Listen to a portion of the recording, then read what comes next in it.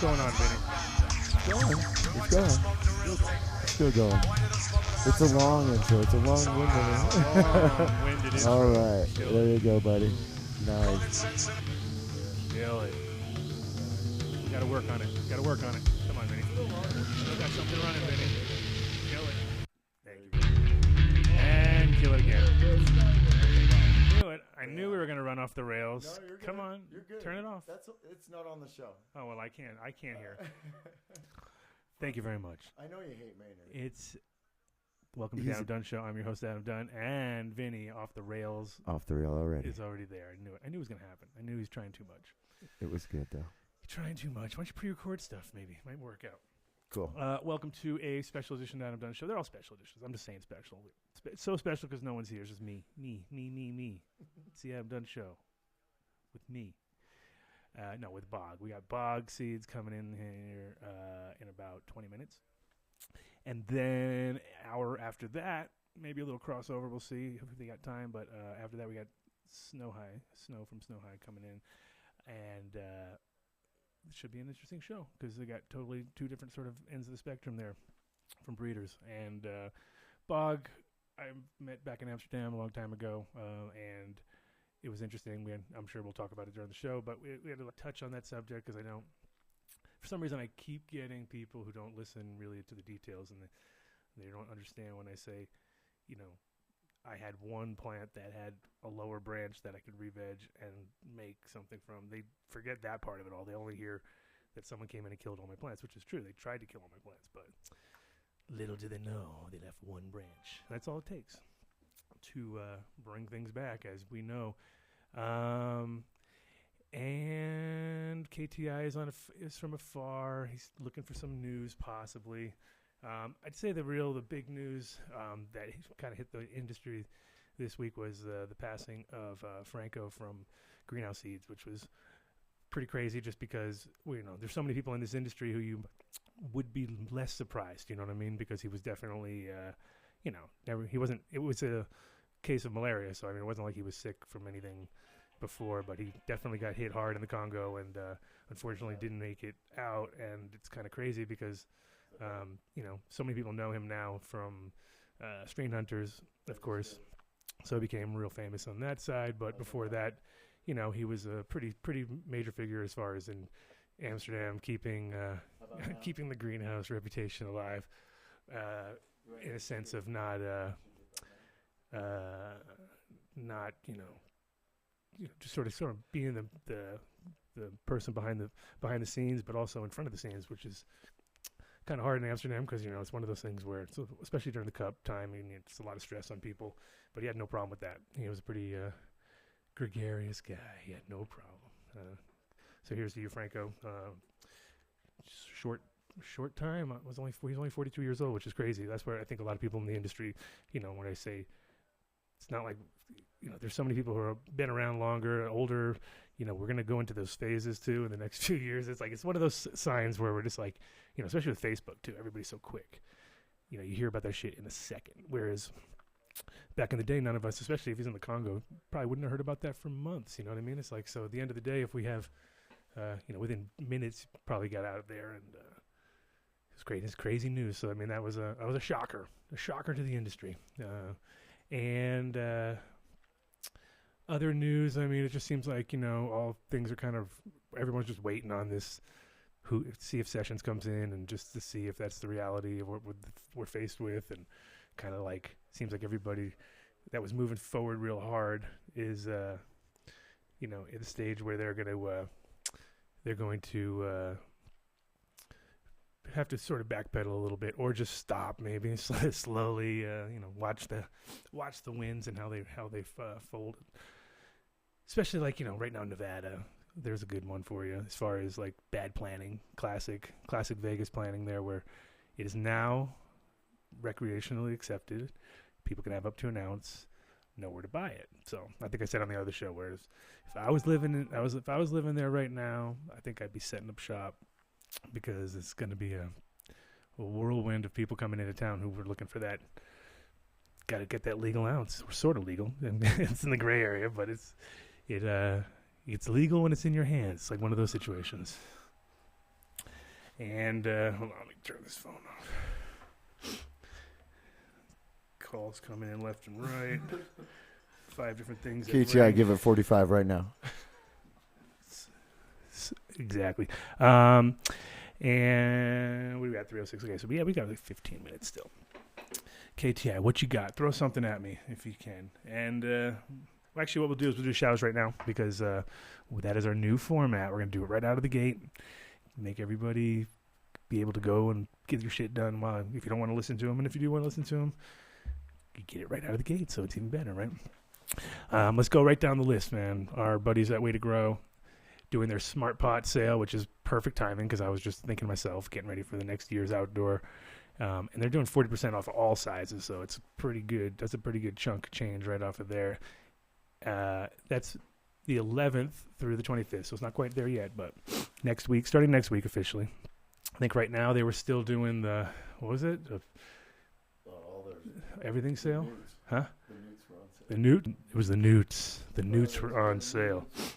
And you can pick up all your, okay, so yeah, they had all the main stuff, Botanicare, Canna, Advanced, obviously. And you can also pick up, I'll try to save the best for last, of course, but you can pick up Millennium, New Millennium, I should say, our latest sponsors. But before we jump out of that, you go to waytogrow.net and check out their stuff online. Great website, very user-friendly if Vinny's not on it. Get off of this thing. All right, but waytogrow.net, and they've got, like I said, a good strong website, answer most questions, and 7 locations all over Colorado, so they should be able to hook you up pretty much wherever you are. And jumping on over to our latest sponsor, Nextlight, also with New Millennium. Those guys came in at the same time. Nextlight, we shared a booth with those guys. Those guys are awesome. Their products are awesome. They've got, a very simple, straightforward line. They've got their sort of replacement for the T5s, which are great because when you use their products, you really realize they're just made for sort of industrial growing in the sense of no frills, no fans, no bullshit that's gonna fail on you. Real simple, solid state stuff, and great spectrum though. Like I grew under the Mega. It was beautiful. It was like sitting next to my 315s, couldn't tell the difference hardly. I actually think more resin on the Nextlight, on the LEDs, just from the heat probably. But great lights, great service. It's getnextlight.com. Now we finally got it straight. And you can check out their website. American made, so it's totally like if you have a big facility and you work with these guys and you have a failure for any reason, which is very doubtful, but if you ever had a failure, you can just send that one back in. They'll hook you up quick because they know you're, it's a business. It's not it is for fun, of course. It's always for fun, but it's not only for fun. And so these things also work great in tents because they're got about a 5x5 footprint on the Megas. And then like I said, low heat. So great if you're doing breeding projects, something like that. You can get a nice full spectrum sort of bulb basically in a small facility. Lots of little tents. Very useful. Like I said, get nextlight.com if you want to check those stuff out. And latest, greatest other new sponsors, New Millennium, as I was saying earlier. These guys have been making this product for a few years here in Colorado, and now it's sort of getting pushed nationwide. So their reach they're pretty far out there. I mean, they're definitely in like shops all over the country, but it's not like they're in every single grow shop yet. So you may have to ask for it locally if you want to get it, or you can always go to newmillenniumnutrients.com, check out their locator there to see if they've got somebody close to you. But the cool part about their products, and we've had them on the show, we're going to have them on the show, I think, later in the month. And they're going to launch 2 new products. So we're going to have kind of a giveaway to everybody. But it's going to be good. It's good. It's stuff that I've been using. Is their Carbo and their Carbo product and their foliar, which is just phenomenal. But they're going to come on the show and explain it, the science behind it, and give away a bunch of it, which is cool. But these guys also, what I like about it is the product is based on the season, so it's kind of got a flow to it, which works, and you kind of, you obviously follow the chart, but you can be a little bit more adjusting, and you can really sort of start to feel it too, where you're like, okay, since, they're going into spring to summer, and then summer to fall, and then winter, obviously they're not going through the winter, but that's like the flush, and boom, nails them out.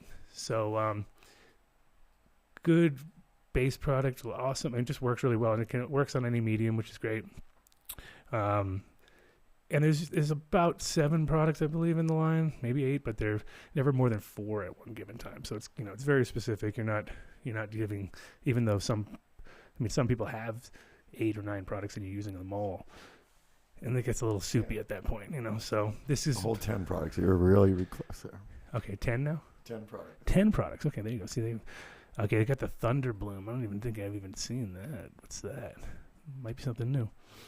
Okay, well there you go. See, now we have to get him on the show. And someone's got to go get me some. Go get me some.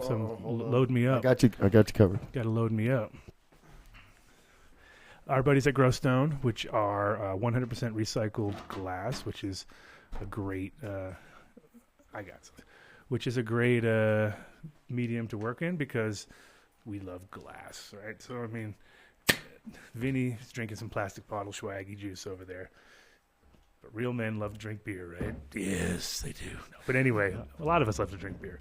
So it gives me an excuse to drink. I've noticed I've brought myself down to 1 beer. So I'm going to drink 1 beer during the show. But it's a big beer. Of course, yeah, I had to be a bigger beer. I couldn't go for just the 1 little beer. Then I'd run out. But by being a recycled product like glass, let me get a sip here. See, that's what's fucking me up the whole time.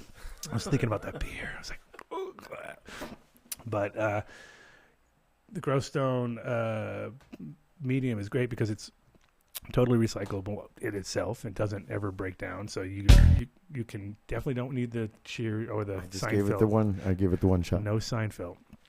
They have the Seinfeld theme song. I don't know why, but yeah. So it's because of the recycledness of it all and the being able to use it continuously. It's like when you're using perlite and stuff, you can tell it's been beat to death after a while. Did you just make up a word? What? No, I didn't. Recycledness?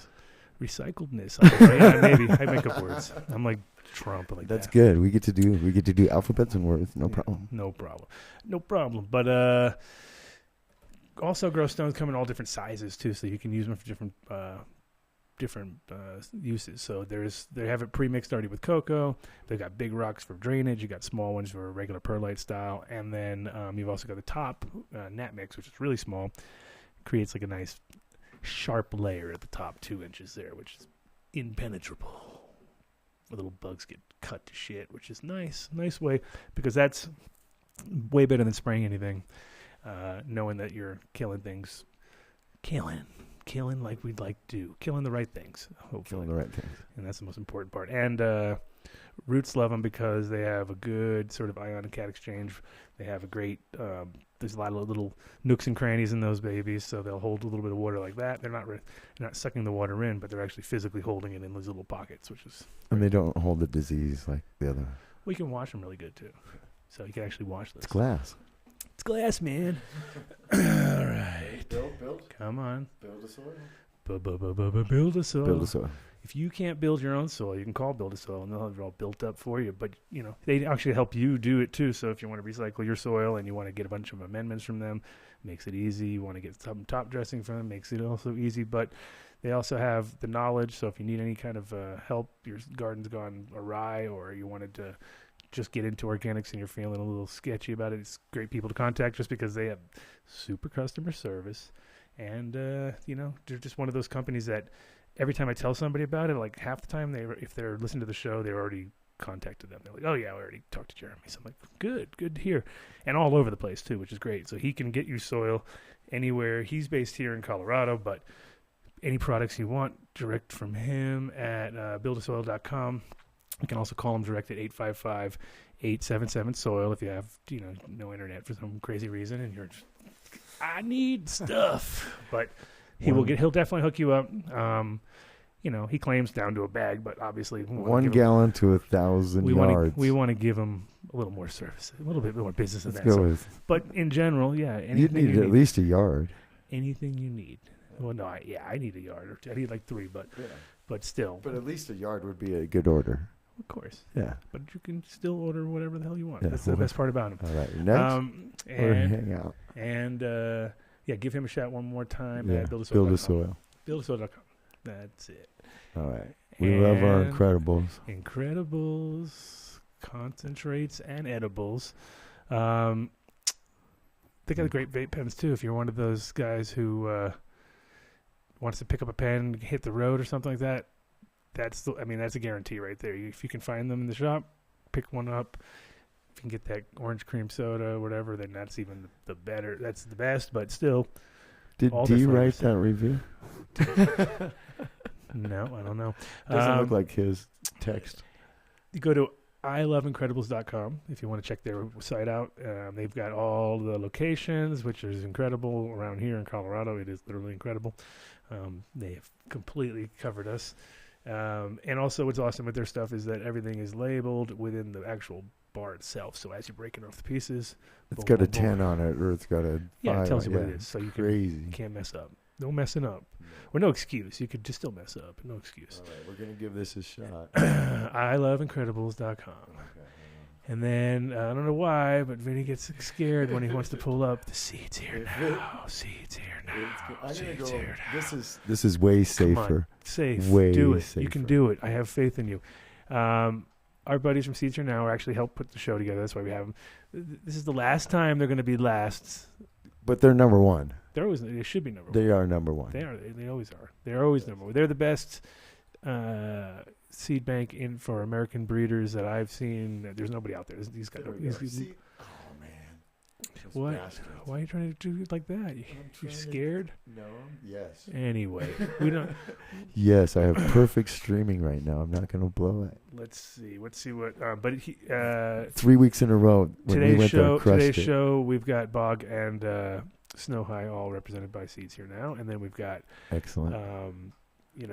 He's got 35 breeders now. Last time it was like 24 or something like that. So he's added a bunch, and he did an obsolete drop like a week ago or something like that. It was just nuts. I think obsolete came back from kind of he's out in the woods.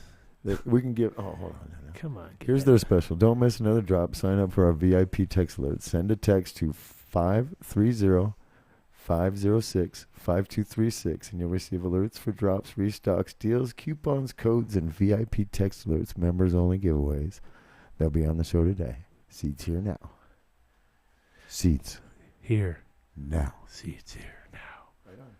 Oh, right. That's killer. No, that's killer. We timed it perfectly because it is now like 1 minute until we get a call in. Sweet. Approximately. We'll see. Now it's out of our hands, bro.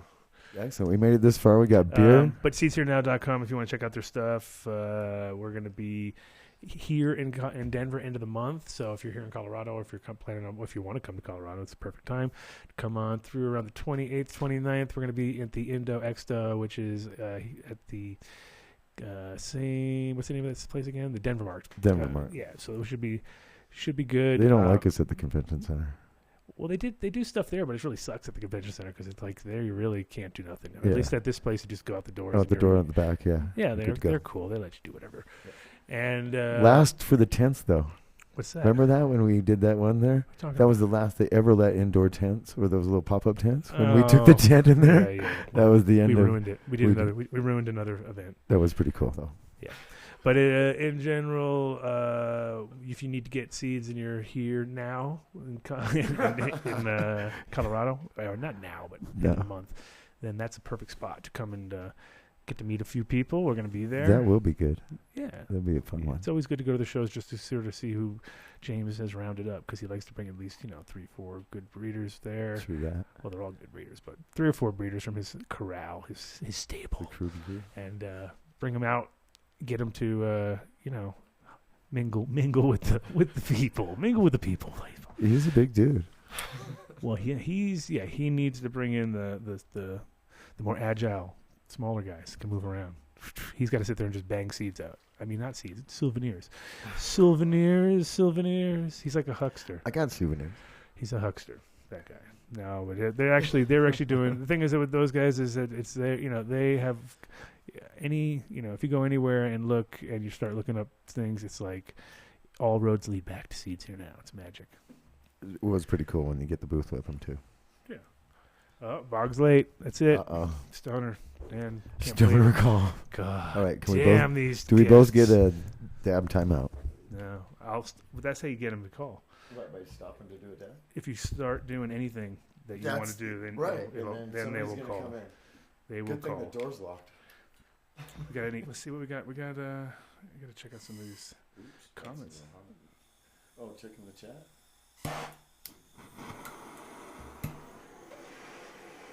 This is pretty fun, though. I'm checking the chat, actually. No? Trying to. It's 45 seconds late.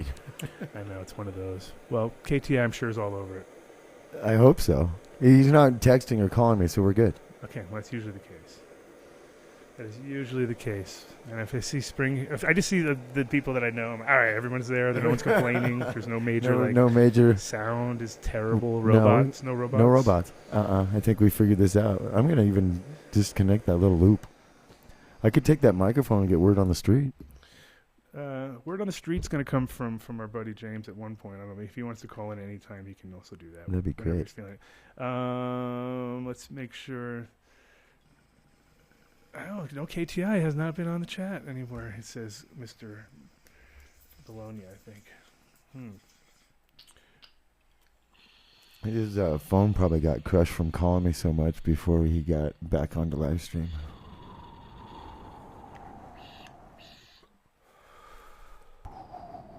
All right, with the smoke sounds, you don't have to do that. I don't need any extra. I don't need any sound effects. It was better than the sound intro. That sort of got messed up. So pre-recorded, huh? What's pre-recorded? That heartbeat into it, and then into that would make it, more sense if you can't handle it. that was live one shot. That was a good one, though. It was until I couldn't even remember what we were going to do next. Couldn't do the show because I couldn't. But the music don't stop. I have to I got to actually intro something or whatever, right?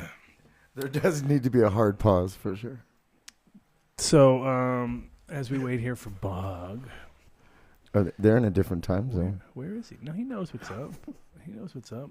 Here, let me see. Because that was a good cloud. They even had a ghost in it.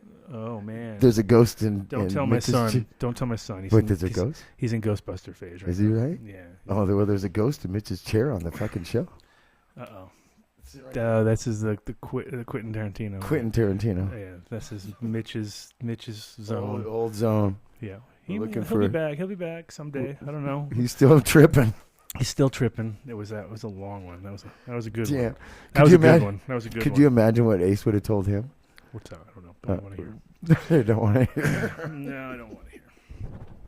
So, in case Bog is listening, Matt, he go, where the hell? I forgot the number.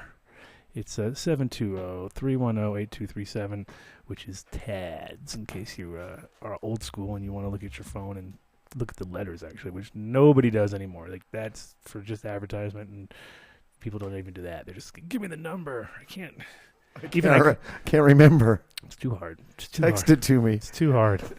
Yeah, I tried to make it simple, but it was too hard. Anyway. You got a pen? If James wants to call in, he can call in too. I don't care. Call in, James. Say what up. Oh my God. Give us the man on the street. By sleeping.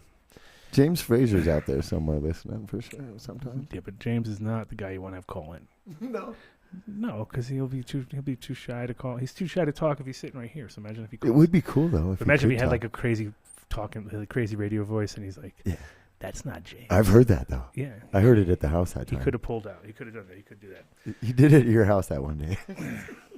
So, I don't know if everybody smoking on means me. If it does mean me, then I'm smoking some Bodhi Dread Bread live resin. Everybody's smoking, naming what they're smoking right now? I don't know. Somebody asked what you all smoking on, so I was like, well, if they're asking me, like I said, Bodhi live resin from the Dread Bread that I grew in this year. It was beautiful. Nice. It was beautiful. It took up half the greenhouse, though. It's ridiculous. I'm not sure.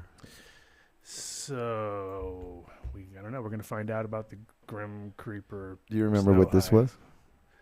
That was the Dark Star mixed with the MK from Outdoor. Oh, no way. No wonder I went off this morning. Oh, there you go. Holy shit. The weird part about that one, though, is it had like a real cherry flavor in the very beginning, so it was kind of like a strange one where you're like, huh? Like, where did that? Like right. CBD kind of flavor. It's like a little CBD. You might have had some CBD on a dab stick when you put it in there or something. Okay, so 3:30 is calling in, which is cool. Really? So We got 4 more minutes? 4 more minutes. Which is, all right. And so if you guys have start asking me any other questions that you guys are looking at. We could go for blank space like Flargo. What's that? Remember that? No. Oh, you guys had total silence. Oh, no, we had that a few times. Just looking at nothing for like a while. Yeah, those are those first shows. That was so funny. Are legendary because if I watch them, I'm just like, what was going on? I'm confused watching my own show. Like, what the fuck is going on here? It was so fun. I would have watched that show. You would have. Yeah, because it was so bad. It was so bad. This is bad. But no, this is pretty good. This is a good bad. There we go. All right. We're even 3 minutes early. We have a caller. Let's see if this all works. Pray. Boom. Got the volume up as far as I can. Nice. Can you hear us? Hey there, Mister. Okay. Hello. You need to talk up. We can't hear. Can you hear us now? Yeah, I can hear you. Can you hear this one? Can you hear both mics? Let's just double check. Hello, hello. Hello, hello. Hello there. Can you hear everybody? Hi. Are we loud enough for you? I can hear you. Yep. Okay, good. Well, that's the most important one. This will be the most important mic. No robots. If Vinny wants to jump in, he can maybe jump in. But how you doing? This is Adam. This is Adam here. I was calling in to make sure that Bob was going to call. That Bob was here to tell you that Bob was calling. But sounds like you already beat me to it. So I got you, my friend. He's here. All right, buddy. I got you. And then just let you know, Bob's on time, man. You guys are early. It's 2:28, so you still got 2 minutes, man. That's awesome. Okay, my original thing said 3:20, but that's good. I'm loving it. All right. Perfect. I'm out of here. See you guys. Have fun. Bye. Thank you, sir. So, Okay. so Mr. BOG Seeds, how are you doing, my friend? I'm doing fine, and you can call me Bog. You can call me Bushy Old Grower, whatever you like. Yeah, just don't call me Shirley, or just don't call me late for dinner. Or I'm sure you heard them all, but Yeah, they called me Bushy sometimes. It's usually just Bog now. Most people call me. I'll just stick to BOG. Why not? Why not? So it's great to get you on the show. And we actually were supposed to have a panel together. That was going to be our big plan for the Emerald Cup. But I remember we both were standing there looking at a big empty room, going, "What the hell's going on here?" So good to get you at least on the show now, and we can make up a little time for a little bit of that. I mean, we were actually going to have a completely opposite subject. We're going to talk about land races, I think, was the idea. But right now, I just want to talk to you about what you've been up to since you've been in the scene a long time, and what do you think about how you rolling with the changes, my friend? Let me put it that way. Well, that's a good question. I'm rolling with the changes. I mean, actually, right now there's a lot of demand for seeds, so that's good for me. Right. I come from a different era, though. I started smoking pot when I was like 14 years old, and I loved it, and I wanted it and couldn't get enough of it. I lived in Michigan. Mm-hmm. I kept trying to grow as the years went by, and I could never get, things to finish. But after a lot of failures, we switched to indoors in Michigan. Yeah, for sure. What year was that? Well, I would say that we were trying in the early 70s, and about when the metal halide light came out, I've been growing for years under like high output fluorescence indoors. Yeah, VHOs or whatever. And the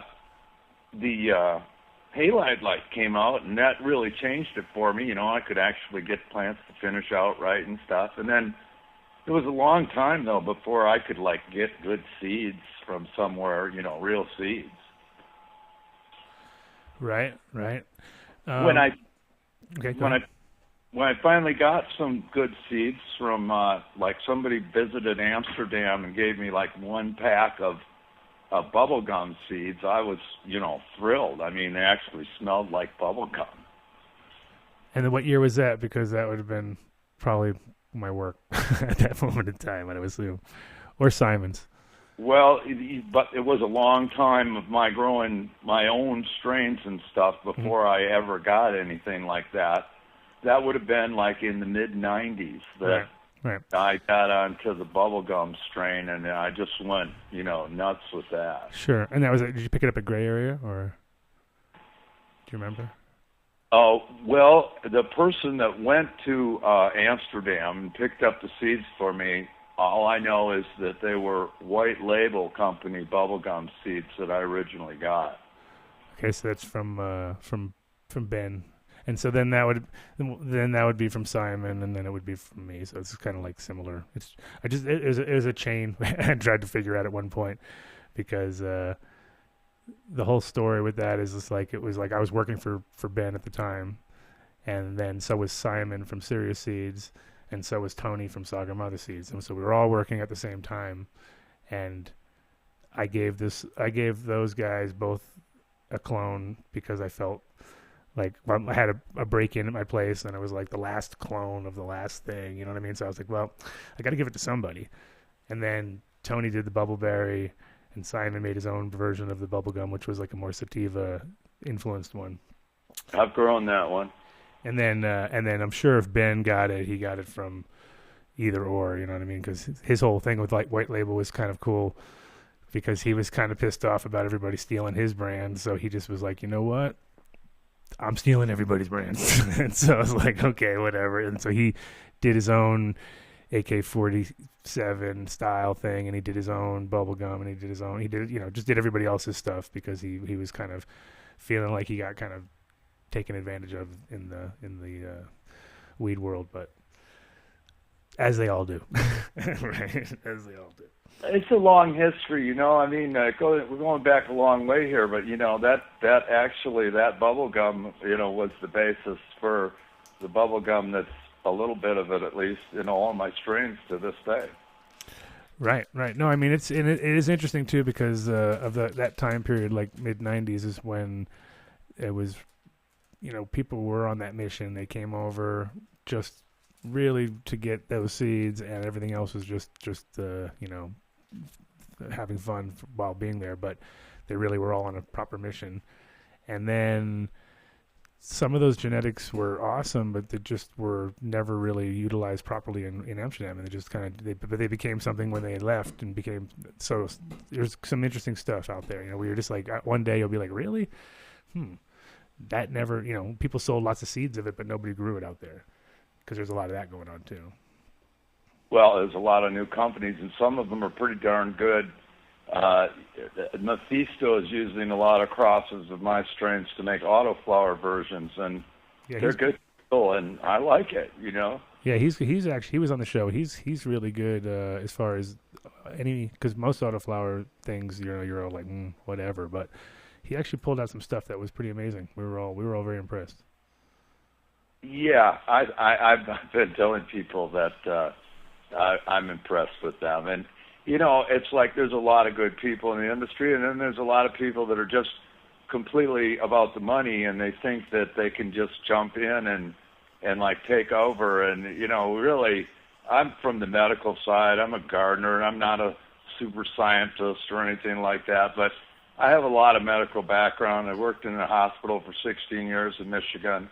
I was in EMS and psych, and, not a doctor, a paramedic, and then a mental health tech worker. And I just really saw that a lot of my patients, felt that marijuana helped them more than a lot of the psych meds. Right. And, that may sound funny, but the truth is that it has a calming influence, lowers blood pressure. And, I just saw the benefits of it for myself. When I was 39, I had a quad bypass, like an emergency quad bypass, all the stress working those years at the hospital and smoking tobacco. And, after that, I got into alternative medicine. I even took classes at a naturopathic college in Michigan and had big plans, to have like my own vitamin, health foods, and all that kind of store when I moved out to Montana. Huh. Nice. And then what year was that again? So I'm just kind of keeping a timeline in my head. Well, that move to Montana was like 96. And, wait, maybe it was a little before that. What year was it? What? 98 we moved out there? Yeah, it was 98 that we moved from Michigan out there. And, I had already been working on strains and things, but when I got out to Montana, that's when we really took off and got involved with seeds for a business. Right. And then did you come back to, so then you came back to Amsterdam and later in the 2000s, I guess, right? Or yeah, I made I guess 2 or 3 to Amsterdam over about 4 or 5 years. And, I was involved with Gypsy Nirvana. He was the one that got me to make seeds and sell them after being popular on Overgrow, just showing people my pictures and teaching people how to indoor grow. Yeah, I know, and that's a show in itself right there. that whole Gypsy Nirvana story is crazy. He definitely was pushing borders. So you were there when he had his shop, I guess those years, right? When he had the store down by the canal there. Yeah, he had one in England and one in Amsterdam, and sure. The Amsterdam store. I visited both of those places. Yeah. Yeah. So it was an interesting time period because he was definitely testing that water, and I always used to think of him as like literally like a litmus test. You know what I mean? Because I was like, well, man, if Gypsy doesn't get busted, then I guess we're okay. You know what I mean? Because he was like really like kind of in their face a little bit, and he was like for me the next Neville in the sense of. Like, okay, it's a little too transparent. There's like crazy shit going on. There's definitely money being exchanged, and there's you know what I mean? There's like, because you just know it was like going to hit somebody's going to get pissed off, you know what I mean, at some point. And it took years for that to really turn into something bad, but it was definitely like, because I always felt super nervous as an American living in Holland, because when I watched other people selling seeds, I'd be like, really? You're going to do that? But now with the internet, it's kind of gotten to that frenzy moment where it's just like people are Instagramming, and I don't do any of that. I literally don't do hardly anything on Instagram because my whole thing is I'm still that kind of, you know what I mean? I'm not going to take a photo of every single thing I do and put it up. Yeah, and I don't have a kid working on that for me. And are you all about, you have a big Instagram account, a lot of followers and stuff like that, or? Well, the thing is now, you remember, I used to appear in photos only with like a bag over my head, okay? I didn't show my face or anything. Right. And now we are on the Instagram, and because we're out there doing events regularly, running BOG Seeds booths at High Times events and, all of them, it's pretty obvious who I am and where I am and everything at this point. And so, I do this for a living. I try not to become too big. We're just a mom and pop. We're not that big, but we are out in the open like a lot of people who have risked their necks. Yeah. No, now it is literally the people, the ones who are jumping out the most are the ones who just haven't done anything. You know what I mean? It's like the other people are just sort of cruising along because that seems to be the way forward right now, because in general it's if people get scared, like, are you scared at all for the political sort of climate that's ahead, or are you thinking this is just another bump in the road, or what? Well, I don't know. We're all liberals out here in California. That's where I am now, and I'm in a good county that's sympathetic to growers, and I'm sure that the people that I know and that I've been here long enough that I'm considered a local. We've been here about 11 years. The truth is, I'm worried. I don't like the Attorney General that was appointed, who said he was okay with the KKK until he heard they smoked pot. Yeah. I mean, and now they're trying to downplay it and say that, he didn't realize he said that, but it was just a joke. And it's like, nah, to even think that's already crazy. You know what I mean? Like, that's already like, even if it was a joke, you'd be like, oh, yeah, great joke. You're a funny guy. But he definitely sounds like something somebody who really has an axe to grind would say. And, he definitely proved it in his sort of actions all along the way that he was, fully racist too, and fully, so it's just like, wow, so that is crazy. That's one side of it. But then on top of that, it's the problem with the reclassifying could make things worse, you know what I mean? Because if they start to mess around with classification at the same time as being in control of, you know, FDA and USDA and all of that, you're like, now you might get wrapped up into some real nightmare, you know what I mean? Where we're not allowed to do anything with anything we have, you know what I mean? Because it's all now medical, or it's all, so you can't say it's medical, and then all of a sudden recreational becomes a target where they're like, oh, okay, you're recreational? Cool. You have no rights because those are protected, you know what I mean? So definitely puts us in a weird, sort of precarious position, I would say.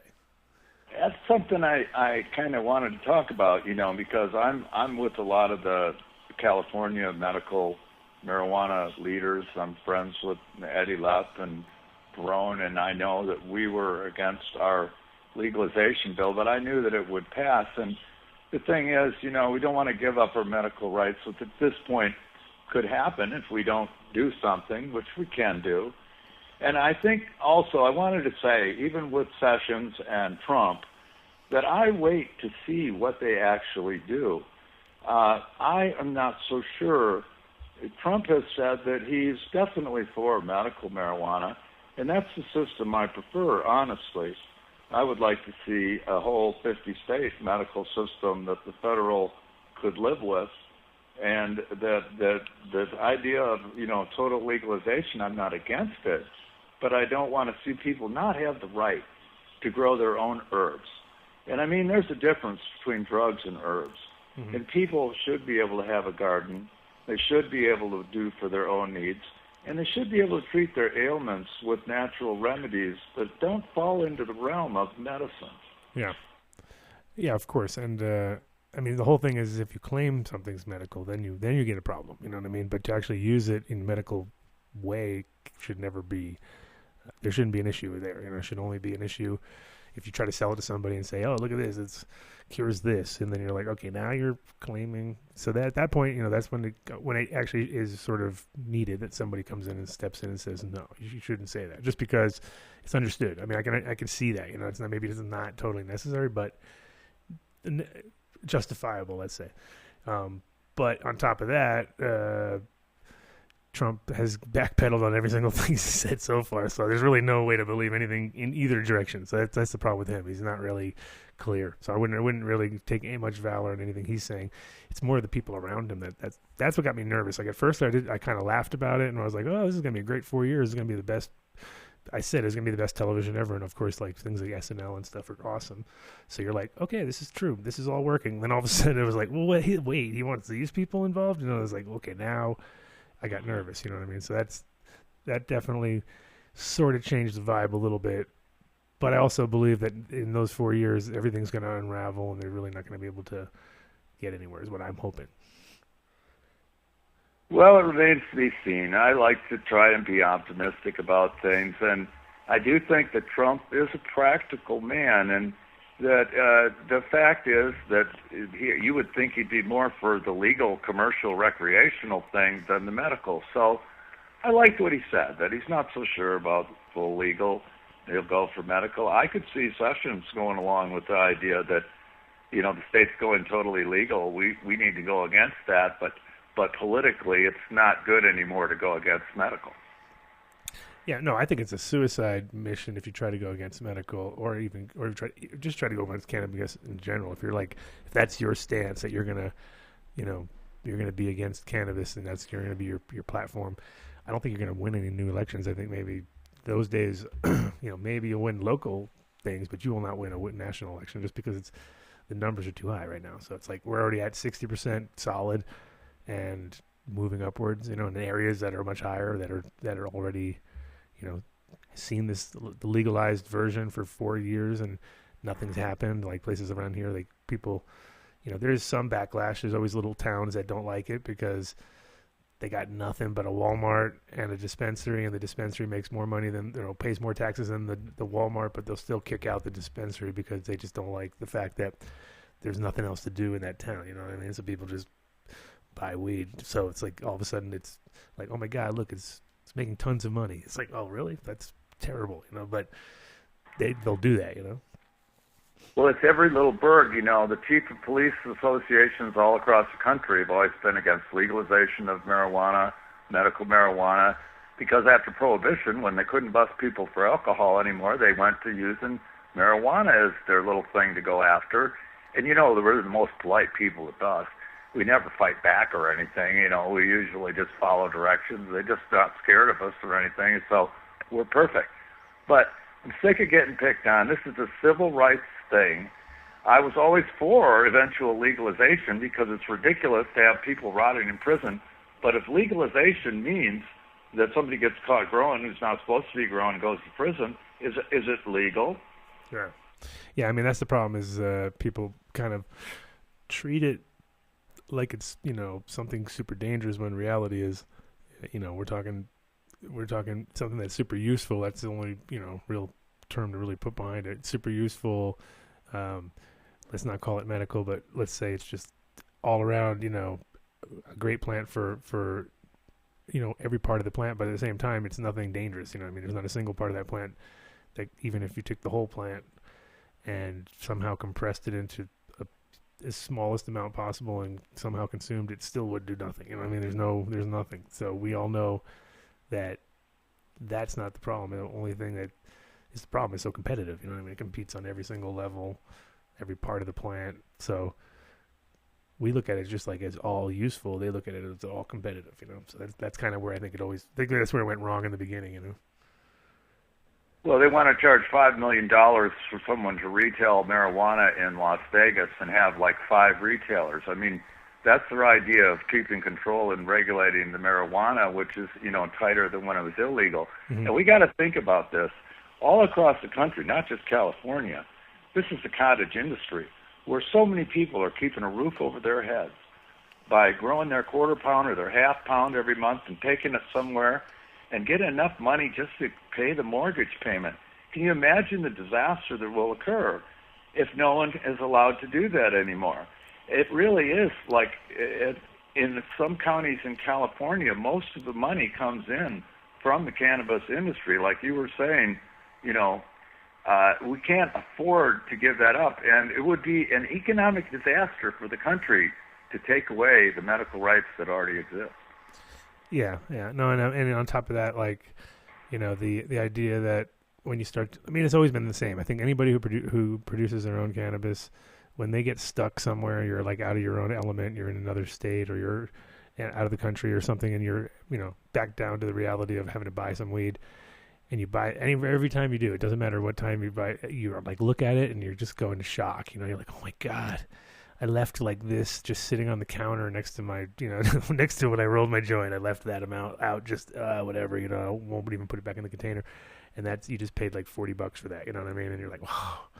So there is always that trickle down reality of like, it's also what people don't realize is like that 1 pound that got sold and then got sold again and broken up and sold. And it keeps if you start adding all that up and putting it together of like what 1 pound really creates, you know what I mean? It's like, it's kind of amazing sometimes. You're like, oh shit, that actually, when it really gets broken down and turned into something, it generates quite a lot of cash, and ends up too expensive, and the little guy ends up paying the most, the guy that can afford it the least. And that's the thing that probably the worst thing about cannabis is that it's hurt families by the amount of money that the parents have spent on it. But they can grow it themselves, and that was always my idea, is everybody get a few seeds and grow a few plants. And so I was trying to teach them how to do it in a closet or a little room, and I still feel that whatever the law is, this is the reality of, you don't have to call it medicine, but it's certainly less harmful than tobacco or alcohol. And the truth is that a lot of people can use cannabis to get off harder things like heroin. It really does help reduce their use, and we have a huge problem. Sure. And concentrates are awesome for that. Just the reality of that we can sort of pinpoint sort of like kind of, because reality is, most of the people that are addicted to substances are kind of addicted to lifestyle too. It's like they have that whole, they got to have their little kit. They got to like set up their little thing. And then when you give them oil I've seen people's eyes light up where they're just like, wait a minute, this is such a little rush for them. You know what I mean? Because they get to pull out their little thing and they love that whole, ceremony that goes with it. combine that with the fact that it's so harmless what they're doing, and then on top of that, it can, you watch somebody who really has no tolerance, all of a sudden they're wiped out. You know what I mean? But it's perfect because you got to go through that kind of wipeout phase anyway if you want to get off hard drugs, and it's much nicer to do it with cannabis than it is to do it cold turkey and sit around and how much nicer is it to be able to have something else to divert your attention, and on top of that possibly block the right pain, and also at the same time maybe stimulate the right dopamine sort of delivery, or the thing that was messed up on you to begin with. I meet people at events all the time, a lot of people that have discovered that, like edibles or doing dabs during the day or whatever they use, that's changed their life, that it really helped with their pain a whole lot. And for me, having like hereditary heart problems and blockages at 39, I'm 62 now, and I've been smoking marijuana heavily all my life, and I don't think the cannabis hurts me because it lowers my blood pressure, it increases your circulation. And even though in alternative medicine where I studied, they hate marijuana and they think it's heroin or something, they have enough of their own problems staying out of trouble with the law, just doing what they do. So we got a chat room question from Dabs McDuck ask BOG about how cannabis is a perishable good and overgrowing it commercially isn't going to solve anything. What do you think? What do you think about that? Oh, absolutely. I mean, it's very perishable. I had a club a year later say, "Look at this that we had on the shelf back there." And I said, "Well, yeah, of course. I mean, it's like you show me a head of lettuce. It is produce, and that's why the curing's important and the timing, and that's why I like to grow continuous production, because I always have a little coming in all the time, and I don't have to do everything all at once, and I don't have to try to sell it all at once." Yeah, I mean, there's a lot of, here in Colorado, for instance, one of the things that kind of irks me and drives me nuts is that when people are making rules, they're not understanding how we grow. And part of their rule making is that you have to keep the plants complete here. You can't double harvest anything. You can't come in, take the tops, drop your lights, go another week, do anything, flush them extra. Nothing. Once you take it, you take the whole thing, and then you have to weigh it complete, and then chop it up, and then weigh everything separately. They put you through all these different protocols that you have to do, which kind of sucks because it totally ruins our way we like to do stuff. But one of the, as far as perishable goes, the biggest problem is that most people now love live resin, for instance, and live resin is great, but it's one of those things where if you're working with it and it's great to have a nice, cool, refrigerated room and everything, but the minute you take it to somewhere nice and hot and bring it back inside, it's all that stuff just completely is out. It changes. Sometimes it's okay, sometimes it's better, sometimes it's worse, but it's always change. And I think that's one of the things that people don't get about cannabis in general is that it's about handling, really, right? It's handle your weed hard, you're probably going to end up with a bunch of crap. It's gently handle your product, and that's usually a sign of a good, decent grower. It's that guy who handles his stuff correctly. You got any sort of fail-safe plants for people who don't know how to handle stuff correctly? Well, we're more about seeds than product, and that's what I mean. I'm just talking about the seeds of things that grow that people who don't have the skill level maybe to understand that you gotta, be gentle. Don't give them. Yeah, well, with seeds, we do include a few basic instructions about germinating and identifying males from females because we're a regular seed company. And yes, babies are fragile, and you probably should store seeds in the refrigerator without freezing them. Other than that, dark and dry is best, and not warm. Usually room temperature seeds will keep for, at least 3 to 4 years. Oh, yeah, in a refrigerator, I can get 100% germination out of well-developed seeds at 10 years.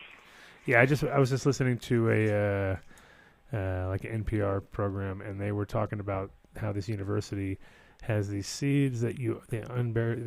They basically unbury.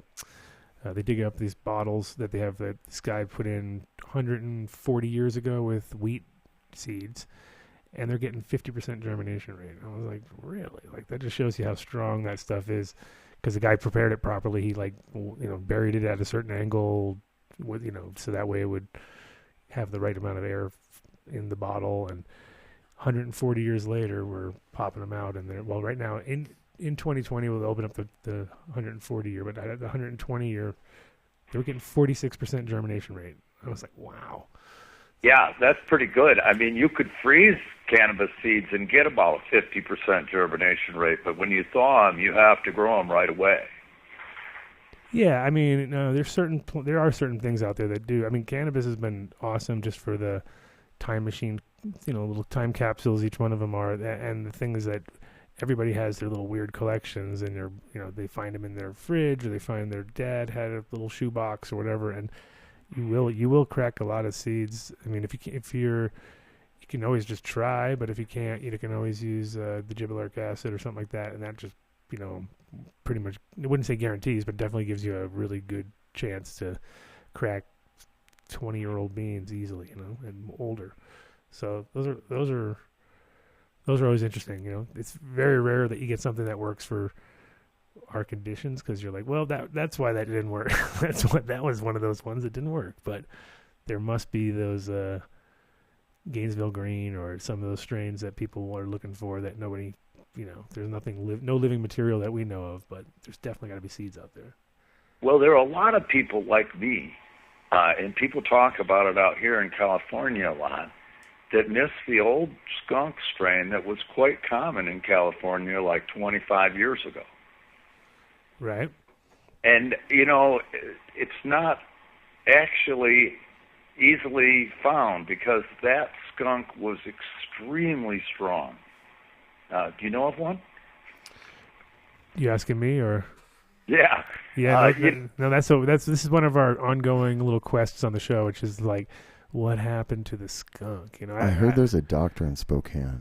There's, the thing is, well, there's a few parts behind it. I mean, one of them is that what you're saying right now, which is that they smell so strong it got you in trouble, is one of the main things. That was like the obvious, like, these don't last as long as the ones that got you not in trouble, which didn't smell so strong. But and the reality is that we're all searching for the thing that we all had. You had to have it in a film container.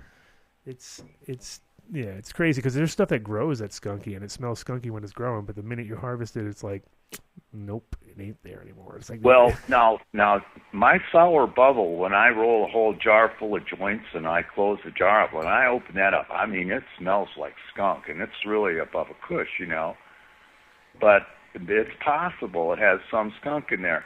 And the thing is, we're not looking for some skunk. We're looking for clone that everybody must have been growing. I mean, it was very, you knew it when you saw a bag of it. And those really dark green, bitter leaves, you had to kind of get them off, and then the bud was really, really awesome. I mean, talk about a strong, heavy-hitting indica high. Surgical scissors. No, I was saying on a couple shows ago, I was like, the reality is, when I see dead skunks, I'm always like trying to take a big whiff to get one of those old school smells. And even the skunks seem like they don't have as much smell to them. I'm like, what happened to the skunks, man? You suck. You don't smell skunky. More chemical smell than that skunkiness. Yeah, they're like they don't have the oomph to them anymore. I was like, you guys. I was saying on the other show that I believe it's that because people love the smell of skunk so much that somehow nature figured it out and is like, all right, guys, this is not working. You guys seem to love it. You're like coming around it more often. Like, where's this? This is very skunky. But right now we all just look for. It's like when I'm in like a festival or something like that. Then I smell it, but it's like a head snapper where I start looking around, I can't figure it out, and it's gone. You know what I mean? It's just a little whiff. You know what I mean? And I'm like, somebody has it still. It's here. I've had that a few times. I just figured it out. It's Nancy Reagan has it. Yeah. She's the one that took it. Yeah, right. She did. That was that just say no. Just say no. She wiped it out, and I ended up starting. Just say no more for me. Yeah, that's right. what it was. She did. Yeah. No, so what other strains you rocking lately that because I mean everybody knows some of your famous ones like the Bubblegum, the LSD. What's your latest creations that are the coming out of the stable that you are super confident about? Well, the only thing I've been working on is the Blue Cindy that I just had happen, and that's the way I do things. You know, is I'm kind of a red-pilled guy, and when something happens that catches my eye, I go with it. But we're not much about making a lot of new strains over the last few years. To tell you the truth, you know how people remember that they had something they really liked many years ago, and we're doing very well as we're one of those kinds that they remember. And I'm just trying to make all our old strains as true as I can, you know, doing whatever I can to improve the quality of them. But right now, besides my Sour Bubble that's very popular, and, you know, it's one of the original OGs, if you check the profile, the Sour Bubble is great, but I made all my sour strains using that Sour Bubble, and the Sour Strawberry, and the Sour Grape, and the Sour Boggle, which is Bubblegum. Yep. Those are all worth trying, and those are what I consider my new strains, although they've been out for a while. There's also Blue Kush, which is my Blue Moon Rocks across the Sour Bubble, and people are very impressed with that, and we've been getting all positive feedback for some time now.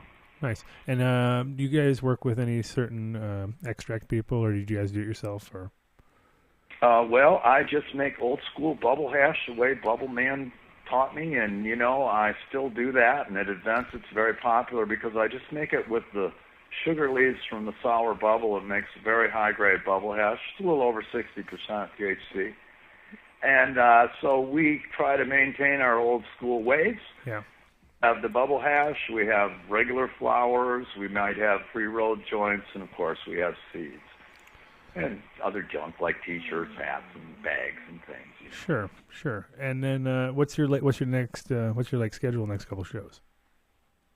Well, we just went down, and we've done 2 in the last month, and, you know, we did the Emerald Cup, and that's our best event every year. I mean, that's where the real growers come, and they buy a lot of seeds, and they come back to me each year, and, you know, I'm really, really thrilled with that one. Now, the other one we went to, it was called Happy Place down in Victorville, and it's run by the guy who runs Dallas. Sure, how'd that go? Oh, it was okay, but not that many people really get out to Victorville, you know. I mean, it was worth doing. He gave us a good deal and everything. The guy's cool. Yeah, no, we love them. So, you know, right now we're looking at a couple possibilities for the future, but we really don't have the next one nailed down yet. Sure. Yeah, I mean, the whole thing with the seeds is really finding the right crowd, and it's funny because when you do, I love Emerald Cup for the same reasons you do, just because everybody's finally, you get all these people who would come out of the woodwork where you're just wow, you know, the guys from Davenport were walking around a wagon full of seeds. They were just buying so much. They were walking around, just load up the wagon, and you know, so it's good to see people putting money back into it. And you know, that's the thing about all these up and coming seed companies is, I mean, there definitely going to be some good niche plants coming out of them, but for the most part, it's hard. It's definitely hard, you know. And we're both kind of lucky because we started back when it was definitely illegal, and you know, you're risking a lot, and part of that risk is now, if you're still relevant or you're still around or you're still interested, then it's time to sort of, you know, make the best of it, because it's gonna get real fast, you know what I mean? Which is what's happening. It's getting real to the point where it's not as interesting, you know what I mean? It's less interesting to me when it's super real than when it was super underground, because that was why we were all attracted to it, because we were all those kind of people that, you know, knew something was good, and we were underground and we were loving it. And now all of a sudden it's it's on what? It's on TV. It's every show. It's going to take over, you know. I mean, that's the reality. We know this because it took over all our lives in a weird way. Well, you know what? The people that are worried about cannabis are mainly worried about their kids, and they think about their 12 and 13 year old kids out there with a bunch of bongs and stuff, and you know, worried. And the truth is, it is kid candy, and you do need to try to keep the kids off. They shouldn't all start at 14 like I did. Well, I did too. I mean, I was at 11 or something like that. So I beat you. I actually quit when I was 14. It was weird. I was like, all right, I quit. This is boring. I'm doing something else. And then all of a sudden I went back when I was about 16. It was a 2-year gap. And in those 2 years I went all military, and I thought I was going to be in the military, and I was so yeah, I did all that. Did it all like quickly before I was even 17 or something. Well, I had a high school sweetheart, my wife, Mrs. BOG. We were 15 years old, and we didn't even have a driver's license yet, and we were smoking weed and riding around in a boat. And, all these years, it hasn't hurt us. My medical history, my cardiologist even recommends that I go ahead and use it, And so I really think that it's better than the lesser of all evils, that it really has a lot of positive benefits to it. Yeah, no, of course. And the other interesting part about it, too, is like, I mean, there was a lot. There were books. I mean, for sure. There was lots of books, but there was no like validity to a lot of it because we were all just sort of, and even less when you met all the authors later. You're like, oh well, okay, you guys didn't even know. Like, you just made it. Like, people just wrote stuff sometimes. Not that it was all wrong, but I mean, there was definitely stuff that just no one really tried, and they just put it out there because it sounded good. And all of a sudden, now people are trying all that stuff. People are trying stuff to the level that nobody who wrote any of the books back in the day would even imagine, because they have acres to do. You know what I mean? They're like, well, I got to do acres. We're not talking small. So what's the largest like seed thing that you've supplied and sort of got a chance to walk through and be a part of or anything? Oh, well, the medicine man had a pretty big one going in Denver. And the biggest ones I saw were the Channy Baba and Mr. Nice in Switzerland. Back in Switzerland, yeah. That was like unreal, man. I mean, in the back of one of these giant greenhouses was the jungle where they cut the clones, Mm-hmm. And plants were gigantic. And I don't know how they managed it all, but they had rollers, and they were putting clones in trays that were running down these roller conveyors. And when the season had been like busy, they had talked about having like 20, 30 semis lined up outside just loading clones to take all over Europe. Yeah, no, that's crazy. Those were. I mean, that was one of those years when because I was living in Amsterdam, obviously at the time, and so I was like, I should go there. But then, the guys from Paradise went there, Luke went there, and a few other people went, and it was like, I was envious, but at the same time, I kind of just, before they even got to do their projects, they got kind of like Luke got his stuff, all his plants got taken by the police, and crazy enough, they were so, such a liberal place and such a very on point, so they actually took care of the plants for the entire time that he was inside waiting. Then they went to court, and then he won and got his plants back. So it was kind of like one of those victory stories where you're like, really, that's pretty cool. The cops wanted your plants for you. You gotta love that. But they definitely wanted everybody's genetics, but they didn't really want everybody there. That was part of the deal, and that's kind of where that's why I'm kind of glad I didn't go, because that's all I would have been able to offer was a bunch of seeds. You know what I mean? So I would have given all the seeds, and then all of a sudden it's like, all right, you can go. You don't even speak German, French, or Italian. So you know what I mean? I'd be like really easy target, soft target. I got to meet Channy Baba down there, and I was really impressed. He was a prince of a guy, and he showed me all through everything. He was just very kind and enjoyed it very much. I had fun with Gypsy riding around in that 400-horse Jaguar of his. We were out on the Autobahn and stuff. So, had some great memories of times where, we were living on the edge. And, we still are, and things aren't all better yet. So everybody just needs to remember, to probably be more careful than I've been. I guess I've been lucky. Yeah, no, the whole thing was, it was kind of interesting being in Amsterdam. People came a lot of people came 2 times a year, sometimes even 3 times a year, depending on what they did. So a lot of times it was like they would put in a cycle, they'd make all their sales, they'd take a bit of money, fly to Amsterdam when everything's on the 2nd or 3rd week, hang out there for a week, come back. They were on these like rhythms, and so they do like 2, sometimes 3 times a year, and then all they disappear. Be like, haven't seen him. And you wouldn't know nothing for years because there was pre-internet and nobody really cared. People, not that nobody cared, but nobody really could remember if this guy didn't show up. You know what I mean? And then you can show up 6 years later, and you'd be like, oh, 6 years later, now I get it. Where the hell you been? And that was the whole thing over there. People thought it was safe, and so they'd come there. Like first thing they do, they get out of jail and go straight to Amsterdam. You know what I mean? And come back. Well, it was exciting for me, really. I mean, I got to Amsterdam. I got to meet Somber right away, and he was like all buddy with me. Like he'd already been reading my stuff online, and it was great. And he's the kind of breeder I am, even though he's more spiritual than I probably. To a point. That is debatable. Yeah. Completely, though. I mean, are the same type in a lot of ways. That. Yeah, I really think that he just kind of did what he wanted to on his own, and I just kind of did what I wanted to on my own. But our methods weren't all that different as far as growing. He used beds, and I used pots. I think you guys used to both garden naked, right? That was your kind of common ground. That was your common ground. I'm in my robe right now. I mean, that's what I usually wear. Yeah, I know. But I remember there was a time when you were big on naked growing. Weren't you big on naked growing? Weren't you the? No, I don't. I thought you were the guy. They might have a little hairy leg or something, but yeah, no. Hopefully not. I'm not talking about pictures. Thank God. I'm talking about. I was just talking on mythology at this point, but. No, they don't want to see that. No. Well, nowadays, again, back to the Instagram. Nowadays, with Instagram, you definitely don't want to be known as the naked grower guy because that would be kind of gross.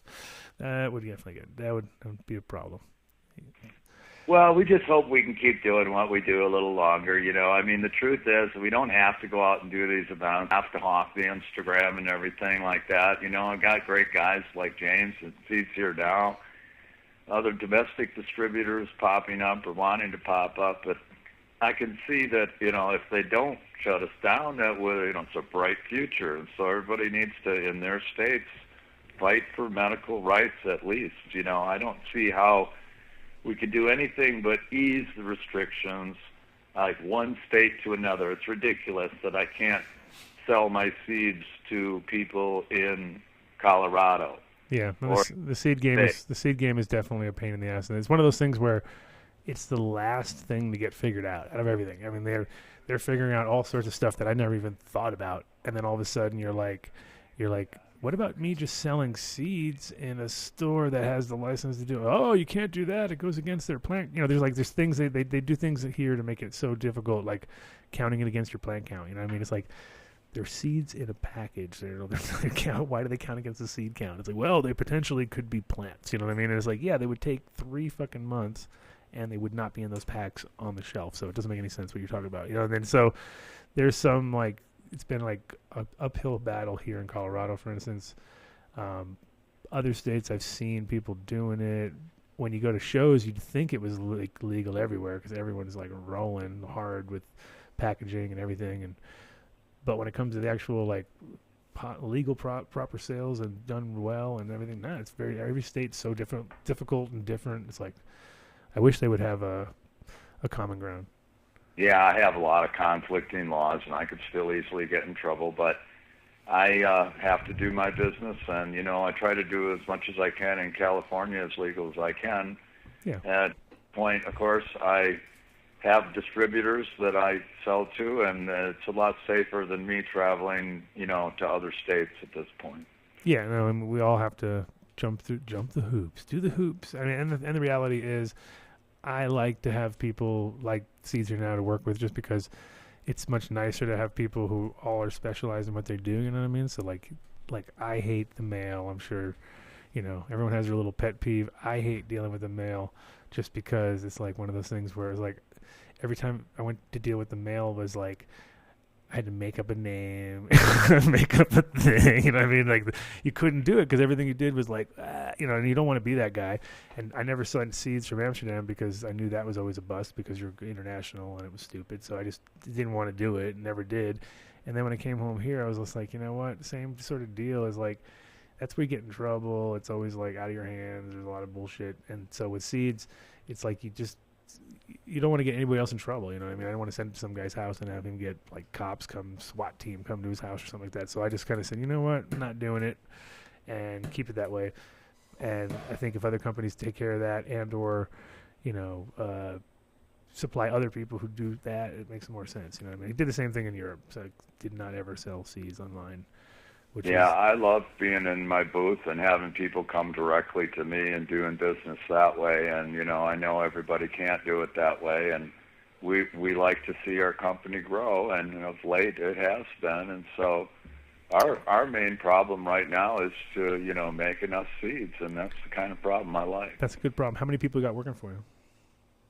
Well, just my wife and me and my son. But, we're working with a number, maybe 10 different distributor outfits. Yeah, no, and it's going to be interesting to see the next after 4 years, obviously. But I mean, the next round, I think that the federal thing will be just pretty well sealed up, and then everybody who's been doing it the longest is going to hopefully prosper the most because they're going to have the most experience, and it's going to be just like. Ordering a pizza, you know what I mean? Like, I need some seeds, boom. And then you get them, and, the idea that we're not worrying about people kicking in your door and all that, that's all huge stuff, you know what I mean? That's like, because back in the day when I was living in Amsterdam, I just was like, wow, people are crazy. They just like ordering stuff online, and it's coming to their house. They're crazy, you know what I mean? Like, to me, that was nuts. But, now it is already pretty common, but I think at the same time, the federal ban is what makes it all stupid. Yeah, well, a long time ago, back before we had much, there was a few issues of High Times where Ed Rosenthal had some articles. I remember him recommending that everyone just have a little tiny closet grow, and then if everybody's got one, what can they do about it? They can't bust everybody. Right. But nobody did. Nobody hardly did. I mean, only up until recently. I mean, like, the funny part is about 10 years ago, it was still, like, the original people and the new legal thing, but the barely legal. And then, but now it's kind of, like, to the point of almost like, okay, well, some people have never had any illegal grow in their life. They've only worked on the legal side. They follow, like, some, somebody else's manual that they wrote out, and they do whatever somebody else told them, and they've done it for 5 years now. And it's like, at the same time, you're just like, wow, they never had the pressure that we had. The pressure that we had was probably what defined everybody that between success and failure. You know what I mean? Nevada had pressure. Nevada, you go to jail for 5 for a seed, and so if you were growing, you were done. You were seriously going away. In so many years I've grown every year since like 75. Mm-hmm. You had any big close calls or? Well, yeah. One summer I had a patch of weed right out next to my front yard. It was just a field over there, and it was kind of weeds around it. Nobody's really noticing them. They weren't that huge. Well, some old folks had been staring in at them. It was just before they were ready to harvest, and they took off with some looks on their faces, and I saw them, and so I was a little worried, and sure enough, I got more and more paranoid until I ripped them all out. I harvested a little on the early side. And guess what? A sheriff came out and looked that over. He didn't get out of the car, but he looked back and forth there and didn't see anything and left. Wow. Yeah, no, it's pretty awesome to think about all. I mean, that is one of the things. Is like every time, something costs a lot and you have to do like pay your dues or something. You're just like, as far as like now everything is so like you just got to pay, and you're paying all the way, and then you're like, well, I guess this is a payback for fucking all the times that you just were like, I can't believe we got away with that. You know what I mean? Just because it was like, if you're here still, then you you somehow managed to stay outside out because that was the thing. Staying out of the system was one of the most important things to anybody who wants to get in the system now, and not have to go through the whole rigmarole of dealing with a bunch of bullshit, which so many people I know want to do with. Just want to be in the industry, and they got busted for something back in the day, and so still hanging on. And they could take care of it. It's just a whole thing nobody wants to deal with, So you managed to stay outside of the system the entire time, or? Yeah, I never actually had any trouble with the law other than when I was like very young. I had a possession charge, but the charges were dropped after I, completed practically no probation. It was just a small amount when I was young. That's good. That's good. Yeah, because it's one of those. I was lucky. I left when I was 18. I just like, all right, I'm out of here. And I never got any big trouble anywhere else. Little misdemeanor and things there. But before I left, when I was 18, I'd already gotten in a bunch of trouble. So I was already like well known in my little small town as like the guy. Like, that's the guy right there. I was on a bad path. I had to get the hell out of there anyway. And I mean, my license, I got a DUI when I was 16, so I was like, oh, well, that was a good move, like 2 months after I had my license. And then so I was like, well, I can't drive. And then I couldn't even get my license until, they wouldn't let me get my license until I was, they were trying to push it until I was 21. So I was like, well, what's the point of even being here? You know what I mean? I was like, this is going to be terrible. So then I went, that's part of the reason I left to go to Europe in the first place, because I was like, well, I can still use my American license somewhere else, you know what I mean? And I did. The funny thing is I didn't, and then I lost it and I got a new one, and they sent me one with no picture on it. It was crazy. So I actually had an ID that said valid without photo. I just would walk around with it. It was weird. I was like, they would never give you that now, No. Never. But so did you live in the same place the whole time, or did you kind of, after Michigan, or you just kind of stayed there, or did you go West Coast? We did our move in a step fashion. We had been, I was a skier in Michigan, and I always liked to ski out west once in a while, and I decided that Montana was cheaper than Colorado, and so I moved us out there after I decided I wasn't going to work at the hospital no more. Right. And we got out there, and I enjoyed it for 6 or 8 years, 7 years, I guess. But, by then I had started the seed company, and I decided to go ahead and move down to California because of the 215 law. Sure. That I'd be a lot safer in California growing like 99 plants where I was at. Sounds good. Yeah, no, that's, obvious choice for those years because, it's kind of like Cali, typical Cali thing where they did something and then the rest of the states followed. It took a while, and now 2/3 of them are there. You know what I mean? And then Cali's already moved on to the next. The model. Honestly, it worked very well. And if you look at statistics in California, ever since marijuana has been available in the medical way, the number of deaths on the highway, suicide deaths, gun deaths, violent crimes, all these things have gone down. And, it really is helpful and medical for many people. I don't care if you call it medical. I call it herbal medical. I call it alternative medicine. I don't want to have to be a doctor to, get some of it or to give some of it. It's Sure. not drug because it's still an herb. It hasn't been concentrated in any form. Now, you could argue that dabs, concentrate, hashes are a drug. That's the difference, between birch bark and aspirin. Right. And that's why aspirin's a drug and cannabis isn't. Yeah, if it was like a nutraceutical is really what I consider it, in the long run, if you really want to get super technical. But yeah, that would be the defining term as far as just that we know it's a nutrient to the body or to the mind at least, I hope. But it's definitely not a drug, it's not on top of that, it's not also, the anything like any of these other legal drugs like alcohol, tobacco, anything that has a super high addictive rate and like Oxycontin, a definite death rate, and and it's very definable, and you're like, Well, with alternative medicine, they concentrate many of the active ingredients in herbs, and nobody calls that a drug anyhow. So concentrate isn't necessarily any different than cannabis. They've already proven in court that hashish is basically just weed. Right. Yeah, no, and I hope that, it's cool to see people finally catching up, though, right? It's like, Jesus, it only took 20 years, literally about 20 years for everybody to catch up. 5,000. Yeah, America was really slow at getting onto concentrates, whereas the Europeans have known about them for a long time. It was kind of neat that everybody wanted the cannabis, and now it's fine with me either way because I just, sell seeds mainly. I don't care what you do with them. And do you make? But that's why I was asking earlier about if you made concentrates, just because the having a seed company, it's also like you end up with a lot of material that is kind of like you have to go through every single bud and take out the seeds and then do something. Well, the material that you get from plants that you remove the seeds from can be used for making like butane type concentrates, but I don't give that to somebody who does.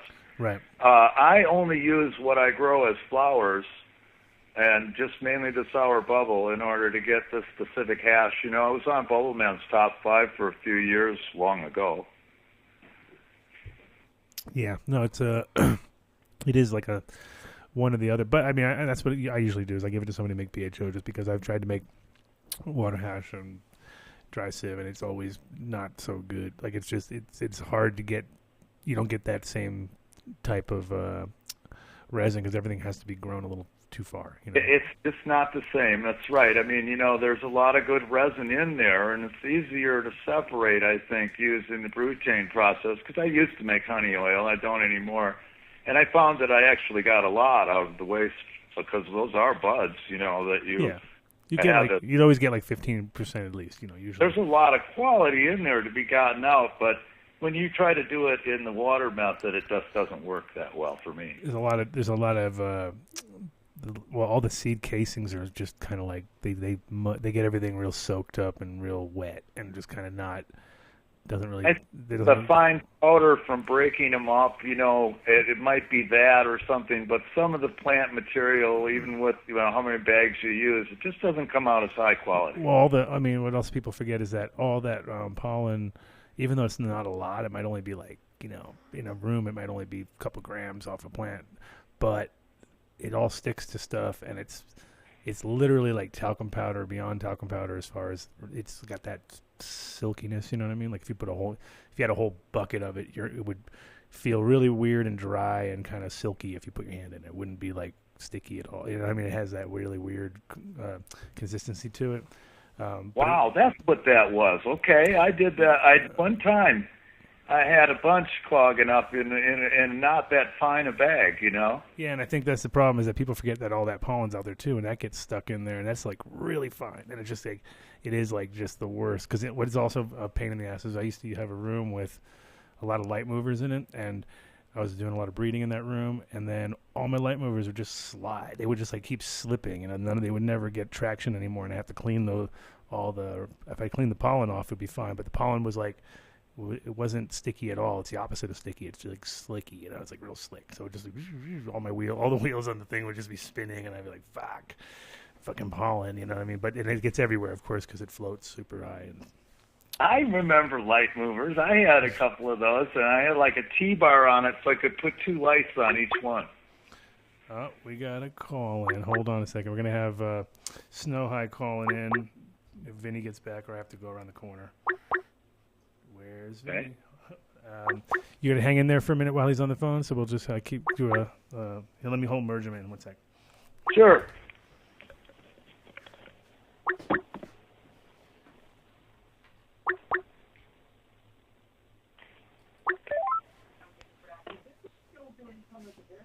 Yo. We got you in here. Hello. Hey, man. How's it going? Hey, pretty good. This is Kaju with Coastal Seed Company. Oh, Coastal. Okay, cool. Yeah. Sweet. Is John going to be talking snow today? I think so. I mean, we're waiting for him to call in too, right around the same time. So, we got BOG on the line right now too with you. So if you cool, want, man. It's cool. And we've been all over the place, actually. I was gonna try to come up with a subject where we've been at. I don't even know where the fucking at right now. We're all over the place. There's a lot of subjects these days. Lots of subjects, of course. And so I actually did a run of the Big Sur Holy I got from you guys. And oh, good. How'd you like it? It was interesting. I had like some. I did it out in my like hoop house / had like a light depth there, so I could do it outdoors here in Colorado, and it was a beautiful. I had like one that was like a super old school sativa, like just looked like it filled out like proper candelabra style, but like still with a bigger main cola. It wasn't like the flat Right. candelabra. There's some sativa finos, and then there's some indigo ones. I think the one And then it had a real short. Bodie has. Had a short leaf. Yeah, It had a more short leaf. Yeah. More short leaf out of it though. Neither of them were. It was weird. Neither of them looked sativa on the leaf structure, but they both looked sativa on the growth structure. You know what I mean? They had like these really long buds. Yeah. All right. Yeah, So yeah. here's Snow High. Add him to the group. Snow High. You're a lucky thing. Add to group call. There you go. So now we got Snow High, Bog, and what was your name again from Coastal? I forgot. Sorry, don't want to. Kaju. Kajo. Okay, cool. From Coastal Seeds. And Snow, you there? No. There. Yeah, I'm here. Nice. We're having a four-way. We're having a four-way right now. It's kind of. How's it going there, brother? I got Bog. Hey, what's up, brother? We got Look, and it Bog, lights up All on right. who's talking. So and we got Snow, and we got Kajo. So from Coastal. So how's it going, Mr. Snow? Mr. What was your name again? I forgot. As far as tagline. Better have another bong hit, buddy. Yeah, exactly. I need one. I do need one. You're right. Kaju. No, not Kajo. I already said Kajo. No, I know. I was asking. Okay. I was saying the Snow High seeds. What's going on, man? so that's here. There we go. Right All here, right. Snow High. All right, we got Snow High. Right. We're good. You got you from the eye doctor today too, huh? We snuck you away. You were like eye doctor or Adam Dunn show. Which one should I do? I guess we're at least better. Exactly. We're at least better than an eye doctor. That episode. Right. That's There's good. totally bad things anyway, so no worries. It's good to know. So, how is the Emerald Cup for you, and how's it just right now going for you guys? Well, Emerald Cup was pretty hectic this year. Yeah, big event, nice. I mean, it was cool to see a lot of people, but man, it was a cluster this year compared to other years. It was a lot more than last year. Yeah, it was about. Was it like? I mean, it's hard to say because it was weird. I was like, felt like about the same at certain points, but then when you looked at like the later at the shows and stuff, I was like, well, man, it looks way busier now. So I'm glad I didn't hang around. But for the most part, it wasn't. Like, it was. They were saying like 3 times as much. I mean, that's crazy. It's supposed to be It seemed to be- 24,000 there. 40 even?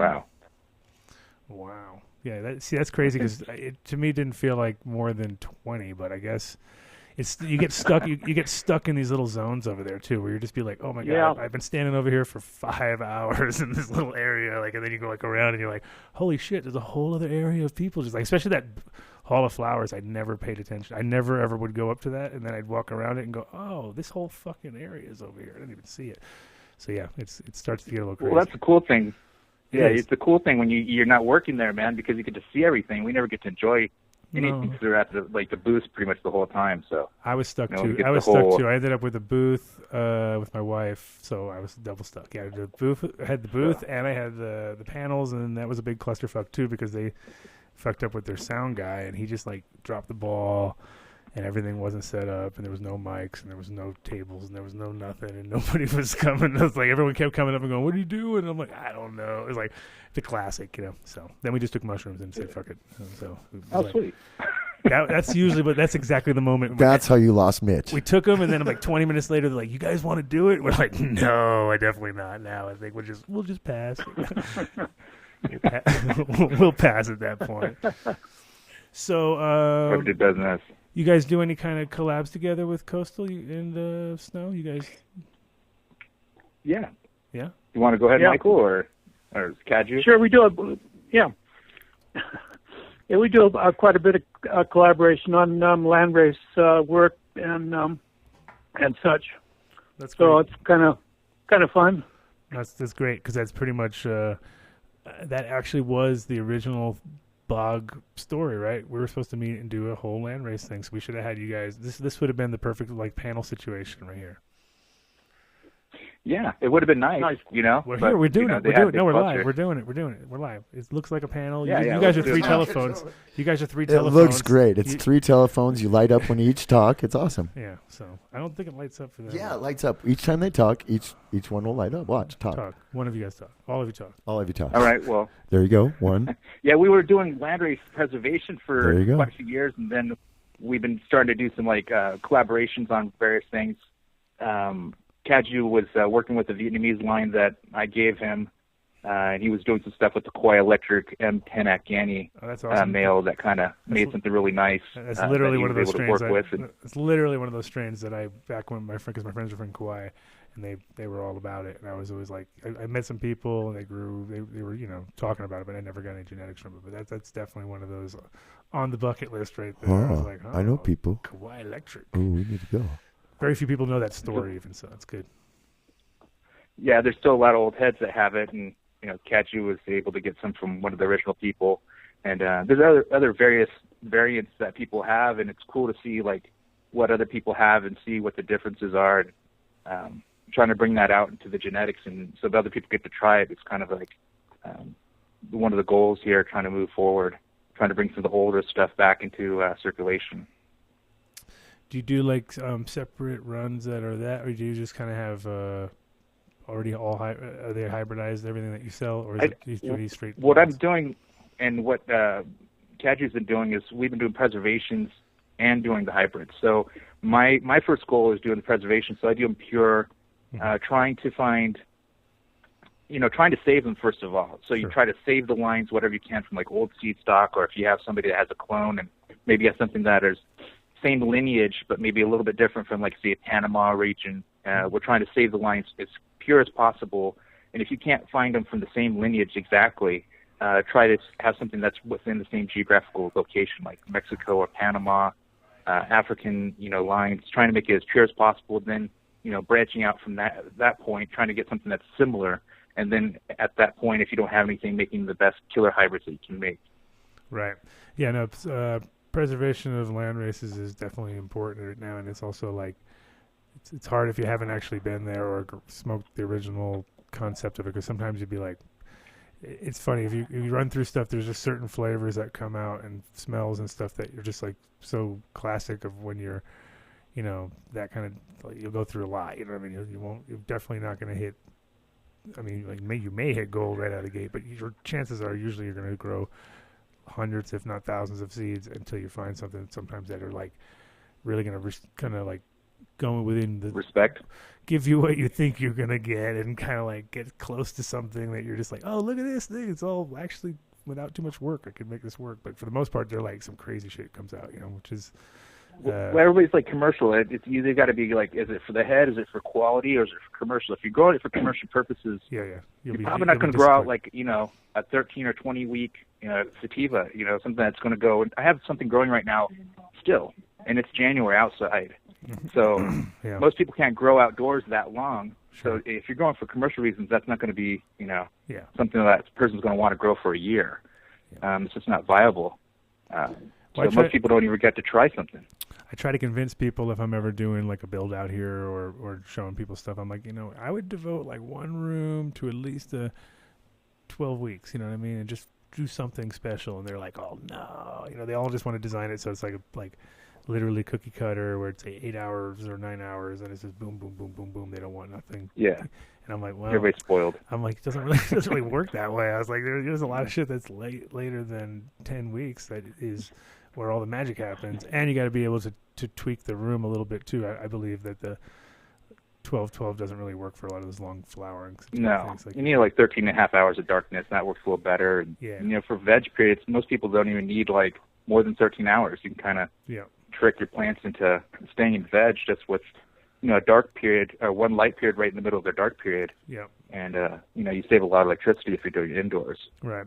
Yeah, I know. And a lot of those things are just like ridiculous. If you try to grow out normal cycle, you're just like, I waited way too long, and this thing is getting way too big. And all. Well, you got to have patience for those land race, that's for sure. Yeah. I just finished purple Congolese. I harvested it at Christmas. And that was like a hoop house, or was that just outdoors? No, I just had just a cover over the top. Right. It's Like a lean-to. corrugated. Yeah. Yeah, like a little lean-to. That's all, just to keep the Keep the moisture. We went through 4 frosts and then one Highland Colombian, and then that one were the last 2. And purple Congolese was Beautiful. just gorgeous. Yeah, just so dark purple, it's almost black. Yeah, purple stems, leaves. I got to see that. That was really nice. Yeah. Yeah, Beautiful plant. kind of exciting. Yes, and that's a nice, and that's the thing about growing some of those longer, more exotic plants is that they become super interesting because they're not within the framework of all these other things that look like, oh yeah, they look great if you're just thinking about like just taking photos of production level stuff, which is just it might be small and tight and do its thing, but those longer, lankier, super nice terpy things that have different, just totally different profile. And I think it's also the difference between, the age of people that are growing, because I'm 47, so I'm like at the edge of when there was like stuff. I mean, I just almost was there. I wish I was just a little older now, just for that back then, not this time. Yeah, but in the right spot, you would have got a lot of that. But I got some good shit. There was still shit. a lot of that coming in the right spots. Yeah, it was funny because when I look at a map, and I was living in Rhode Island as a kid, which was one of those weird like mystery spots that people don't. Oh, there's good stuff coming in there. Yeah, nobody realized it, but I was like, but it was a bay, you know what I mean? And that's when people actually worked on boats and they like moved shit like that. There was no like mailing stuff on to like take all your weed and mail it or something. It was like, no, these guys actually took it on boats, and boats had to come somewhere, and Newport was a spot, and Jamestown where I lived was a spot, and there was all these spots, and I didn't get it as a kid until later. I realized I was like, oh yeah, that's why those guys used to just work once a month and then kill it. You know what I mean? It was like they just come home all loaded up because that's what they did. That was the area. But that Miami connection up to Rhode Island, up to that area. There was guys running it from the Colombia, the wacky weed, and the Colombian Reds, Punta Rojos, and those varieties. Yeah, like you and I talked once back in the day, and I was just gonna say, like, I mean, you kind of grew up, I think, multi-generational in the industry as far as like people above you that were like teaching you a little bit of. Was it growing or was it other stuff, or was it like just kind of lifestyle? As far as me, no, it was people smuggling. Oh, sorry, and growing. Like snow. Yeah. Well, my family's Mexican, and I'm half white, half Mexican, but I had a lot of family that was bringing up weed, over the years, and we'd get weed from all over Mexico. So we'd get the killer compact brown or the loose leaf, stuff from all around, but we didn't necessarily know what it was. But then we grew it out. We get these like 20-foot monsters. Right. Well, I mean, beautiful stuff. You knew the regions they came from, basically, though, mostly. For the most part. Yeah, well, we get like central Mexico and northern, like a lot of stuff was grown in Sonora and like the northern areas at one time until they did the paraquat spraying and kind of ruined all that northern Mexican stuff. Right. But like the quality from the 60s and 70s was from Oaxaca and Guerrero. I was going to say Oaxaca, that area. Yeah, but that was all real loose, very loose and big and beautiful, but not yielding nearly what people like. It's like a Lester Grinspoon of its time period, basically. It's like they're like, well, that looks beautiful, but I would definitely not want to. Well, there was some huge yielders. I mean, it's not like it's equatorial where you're going all the time, but they have 2 seasons in Mexico. You have like the equatorial types, but a little bit more northern areas. You can have like a second, like December harvest. Right. So that would kind of smaller be plants, good for a lot of like Northern American people. They could grow it just about anywhere. But those plants can yield quite a bit. It just depends on, what variety you're getting, if the seed stock was good or not. I mean, there was a lot of shitty stuff grown just to kind of get it out there. But there was some quality, big yielding Mexicans as well. So, I mean, you can get, some really nice stuff. And then the whole Guerrero area, there was probably some Park Davis, like pharmaceutical stuff going on in the early 1800s or mid 1800s or late 1800s, where they introduced some maybe like Afghani or Indian hash plants that they were growing in the Guerrero area. So you see maybe as time went on, you'd see some of those variants in some of the weed that came up from, back in the 50s and 60s. And you even see it now with some of the structures. You see some larger colas, and that would probably come from some kind of cross at some point from earlier varieties. Yeah, I mean, remember it was It's interesting when I moved to Amsterdam, and Neville had in the back of his book was his Mexican sativa, which was ginormous. You know what I mean? But it was also very like you could just tell it was all like lots of inside leaves that were visually big buds, but I would never want to trim them. You know, like fuck that. Oh yeah, nightmare. It's like a huge freaking Christmas tree, but inside there's like no branching or anything. It just kind of looks cool from the outside, but yeah, it's really loose. Yeah, it's definitely like a nightmare and a half. Like it would look great as a flyover. It'd be beautiful, but that's about it. You know what I mean? And I think most of Mexico has done some amazing grows. There was the 300-acre one in the desert. I don't know if you remember that. The all black, see it from outer space. One these guys put together that was just like, all right, now you're taking the piss. You know, it was in the middle of the fucking desert, and it was. If you just look That's up, crazy. If you look up 300 hectare, Mexico greenhouse, whatever desert, all those words, any of those combos, you will see it. It's like just a giant black. Yeah, and that's totally doable, though. I mean, like you grow enough plants together, and they kind of build their own, own atmosphere. You know, their own climate. They kind of cool themselves down. Yeah. So if you grow enough in like a greenhouse, they kind of, produce their own little atmosphere. They can kind of cool themselves down and do the higher temperatures that you normally think, well, that's not going to happen in the desert. Right. But it does happen. You can kind of grow nice plants, and they're cool in there. They kind of keep each other cool, and they. It's easier than the jungle. Actually, people think jungle is great, and I'm like, no, jungle's terrible. It's like the worst place because it's like there's so many other things happening that are not necessarily beneficial at this point. And you're kind of like you get these weird warm nights, and they're real moist, and the plants get more mold and fungus, and have other too much problems. Insect stuff. Yeah. Yeah, they're just way more susceptible. And then, like, something that's like really mold susceptible in like a hot, wet climate won't do good in like a cold, wet climate. We've, figured that out. Or Kaju's seen that from some of the Hawaiian genetics he's grown out. From Kaju? Yeah. Some of the Puna butter varieties you've seen that would normally do really well in Hawaii kind of don't do so well in, coastal California. Yeah. One season I grew two different females, and they were great, small, little, nice, hard nugs, good terpenes and everything. And then the next season we had a kind of a funky year, and they just got powdery mildew. So it's just temperamental. I mean, I'm right on the coast, so. Yeah, I had I had Puna butter back in '93, I guess it was.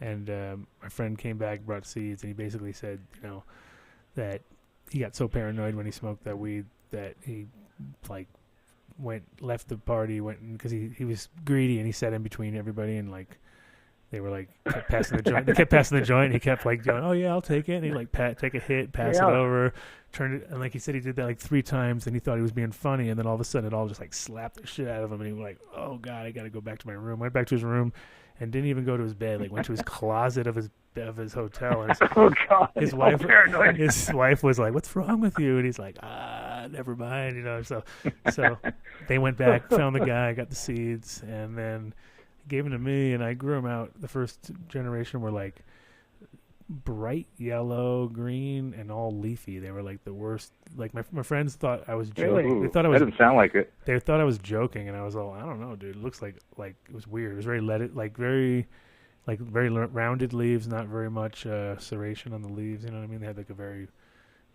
kind of almost like goofy foot, or not goofy foot, but a duck foot. Yeah.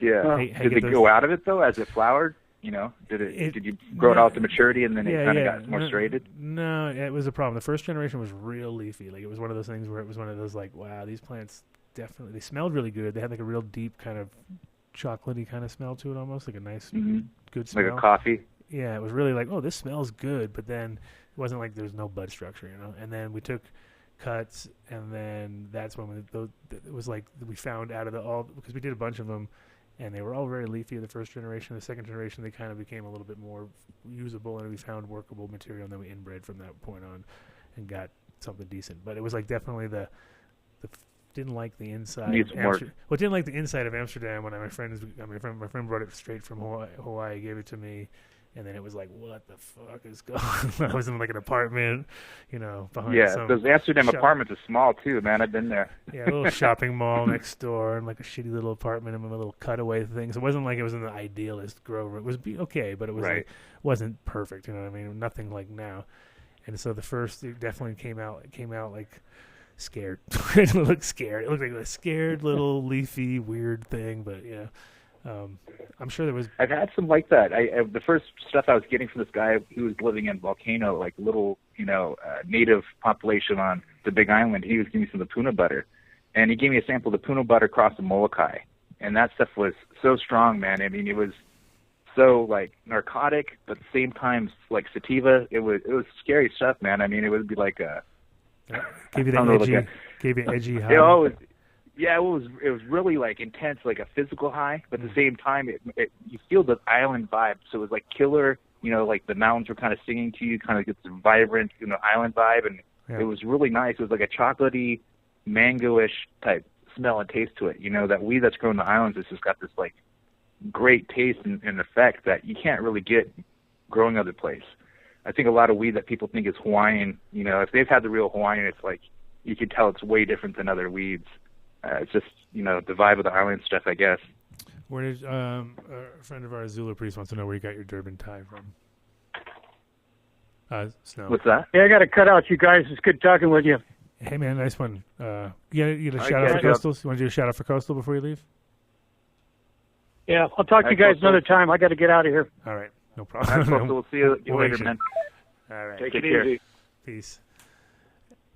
And we still got Bog there, so Bog, don't feel shy. Don't feel shy. You haven't chimed in a while. There. You can jump in. Are you there? Are you there? Yeah, jump in anytime. There he is. Yeah, lights up. Good thing. Nice. Anytime you feel like jumping in.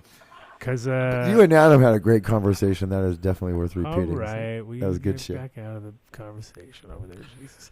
All right, so we got Snow and Bog.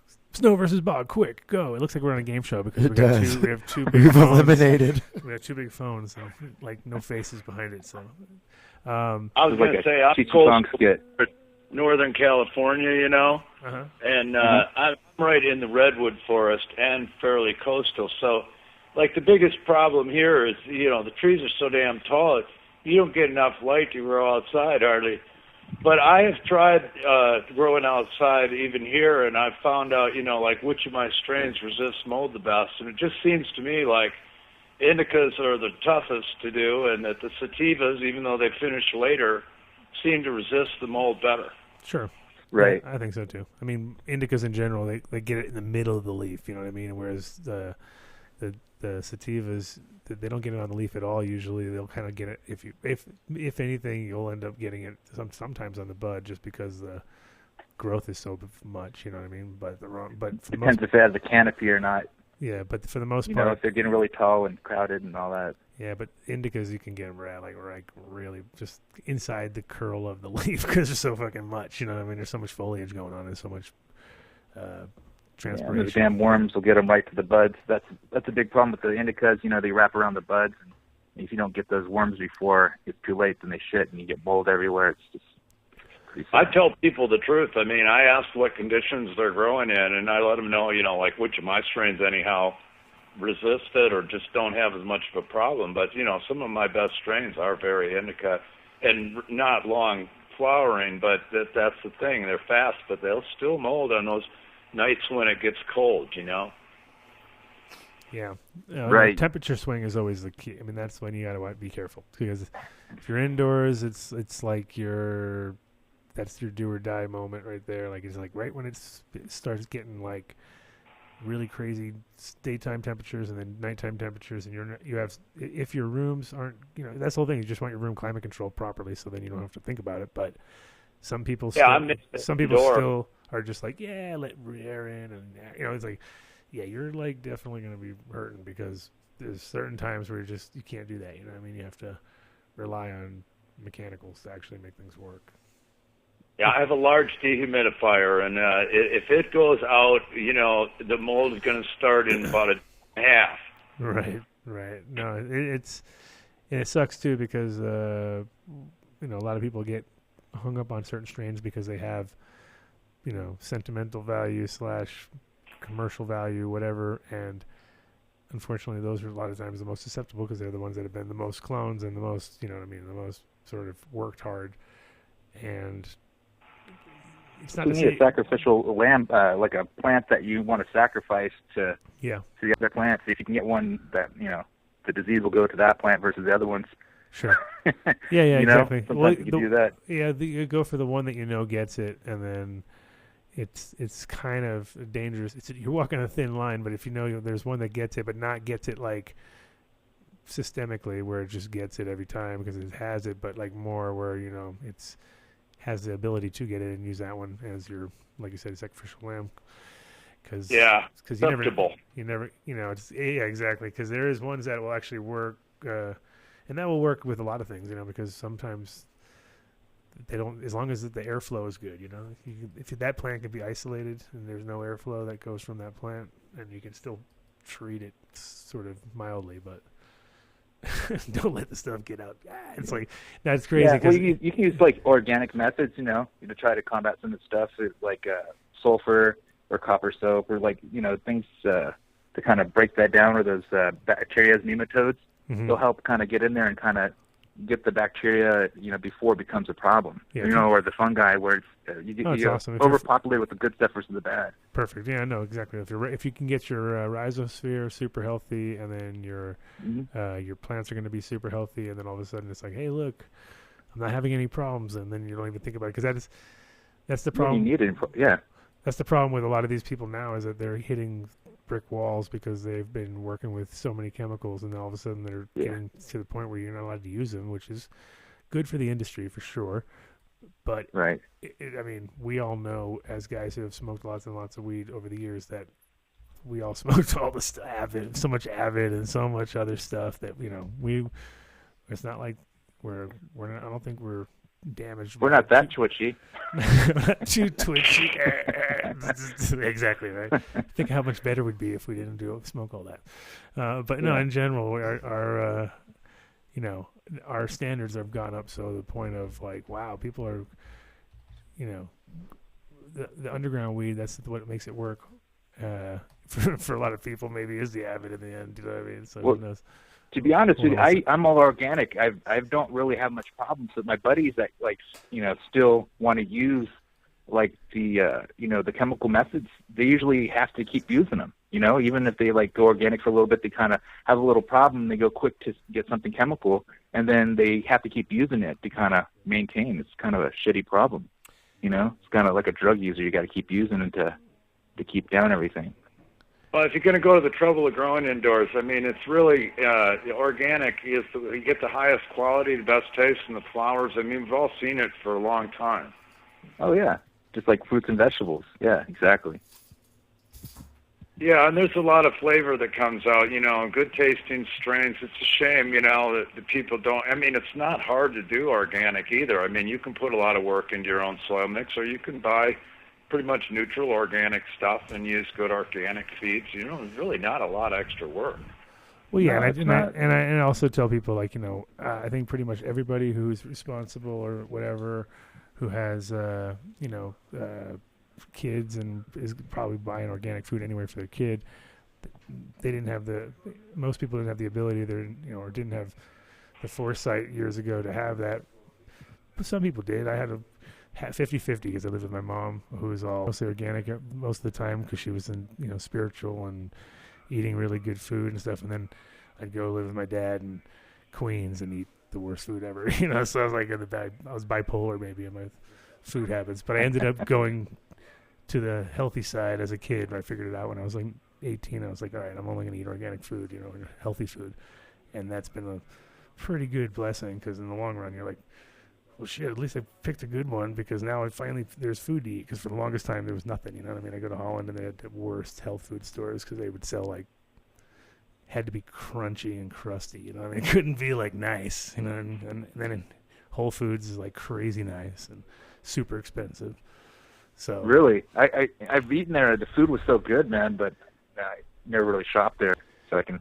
Oh, you think it'd be all like super organic and stuff in Holland, but maybe not. No, I mean Holland was like they had a good organic scene, but you go to this market once every week on Saturday, and it was like literally fight with people to get to the good stuff. Because, I was like, oh my god, this is the good. Like people were cool, but they were definitely like, especially in the wintertime, it was like, damn, big long lines, and everybody's going for the same stuff, and there would be like you had to cold be as fuck. Had to be early, you know what I mean? And my girlfriend would be like, come on, we're going, and I'd be like, oh my god, I can't believe they go like, because come back home and everybody's like, jump in the car, we'll go down to the Whole Foods, and all of a sudden they'd load up their car, and I'd be like, holy shit, look at all this stuff, you know what I mean? So it was kind of a weird, to see the dynamics of it all, but it's changed, and now America's fucking like Walmart has whole, like organic sections, and I'm like, holy shit, that's like weird. Yeah, it's crazy. Well, it's crazy coming back here after being in Europe. I used to live in Italy for 3 years, or Sardinia.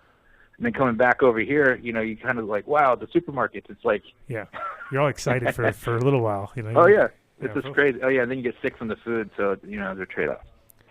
Well, and it's a cottage industry too. I mean, smaller farms can actually make a living by getting a little better price for their organic food.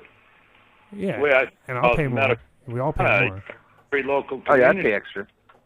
Yeah, and that's what drives, locally grown is better. And that's what drives the whole market, which I think is exactly where cannabis is going. It's going to be like, all right, I'll pay a little bit more. It's organically grown. It's all been traced. And, when you look at the labels of things here in Colorado, because they make you show the whole label of every product that you put in it, and the labels for those products are in there too. So it's like, oh my God, so you start to get like, all right, this is ridiculous. This looks like I took every cereal off the shelf and I'm going to smoke it. You know what I mean? Like, what is going on in there? I've never even seen these words, but it's all the different pesticides and things that you have to list. So. Oh, I was going to say something about that. There's people out there that are still using Avid or that other stuff, those pesticides. There's better alternatives, people. You don't need to use that kind of stuff. I mean, the health of the plants is one thing that's good, but there are products that are totally organic and safe to use, even in flowering. Like they use things that are organic and harmless. And the product Guardian somebody gave me at an event, I looked at all the ingredients in that. There's no pesticide in it. In which one? Guardian. Oh, well, the one that got ivermectin. Well, it had the ivermectin in it. That was the biggest problem, and they didn't list that. That was their whole deal. Yeah, you don't want that. So they didn't put but that's not ivermectin, and ivermectin is what's in Avid. So Avid is ivermectin. Guardian had ivermectin, and the crazy part about the ivermectin thing is I don't know if ivermectin would be technically illegal on its own. It's just that they didn't list it, and it came up on the ivermectin test. So there's there's a connection there where it actually the compound's very similar. Something enough that it can actually find it, right? So the Gee, I know that. And the crazy part about it is Guardian works so fucking well that I was like, we were pumping it and we were like, oh really? And the whole thing is that the people who ran the company did not know that the owner was putting the ivermectin in there. And then the ivermectin, you can go to any cattle shop and you can buy it. There's a whole row of ivermectin. Yeah. There's like a row. You buy all the different percentages, and you can buy these big bottles and squirt things of it and squirt it into your cattle thing. And it was like, so there's like they use it massively in the cattle industry. So it's all for deworming. Yeah. That's another thing. Is they use it in hay. They use it in hay production. So if you're getting hay from like the cattle yards and you're using it on your crops, because you're trying to use organic methods and you're trying to put it on your crops to kind of, keep down the plants, get the moisture and get the fungal action underneath. But that hay has ivermectin in it already, and that'll leach down into your plants as well. Kill all the microlife. It'll kill the worms in the plants. Right. It's an anti-filarial, and it works really well. So it kills the worms. It definitely works. I mean, whatever it's doing, whatever it did, it worked really well within cannabis and knocked down everything. But I never used it in flower. You tried to use it pretty much, like any other pesticide in veg, for me, it's mostly the turnaround and the bounce time. Like if the plant goes really into like, oh my god, that was the worst thing ever. I'm like, I don't know if that's what I want to use because if the turnaround time, all of a sudden that plant needs, 2 weeks to be normal again, and that's not really productive. Well, nematodes and the bacteria, that's what you need to. It works the same way. Sure. If you get those beneficial bacteria, the nematodes actually kill the filarial stage of the worms. from the insect stage, from the eggs to the worms, they'll kill that worm stage. You won't need ivermectin and other things like that. So if you can get like a beneficial bacteria that has those nematodes, you'll be able to kill most everything. Even those what are they called? They're new clones. God, they're like little scabby type things. Root aphids. Okay. Yeah. Like the root aphids. Uh-huh. Yeah, they'll get those root aphids that have been plaguing a lot of clones for a lot of people that give out clones. I guess the root aphids are bad, and that you can kill that stage. Yeah. That's why I like it better. Oh, always. I mean, if you can have healthy, and again, like if your plants are healthy, it's sort of like the same concept. It's like things are like fractals. You know what I mean? Like, so if you like have everything super happy on a microbial level, then the plant's super happy, then the bud's really happy. You know what I mean? It just keeps going. Oh my God, everything's happy. It's like, and it's so much more obvious than when you have the opposite, where you have like plant's a little bit tweaky. Oh well, put it in the flower, and then all of a sudden it comes out of flower, and like only you as the grower can really see how much different it is right out of the gate. But then the smoker still notices it too. And it gets even, again, like it goes almost fractally. Like you think, okay, it looks a little bit worse, but by the time it gets to the consumer, it's like, this sucks. Like, this is totally not like the other one. You know what I mean? And it's like, okay, it is, but it isn't, but it isn't. You know what I mean? It's like, and that's how compounded everything is. You know what I mean? Like, every mistake is a pretty big mistake. But people don't get it. You know what I mean? They're like, whatever.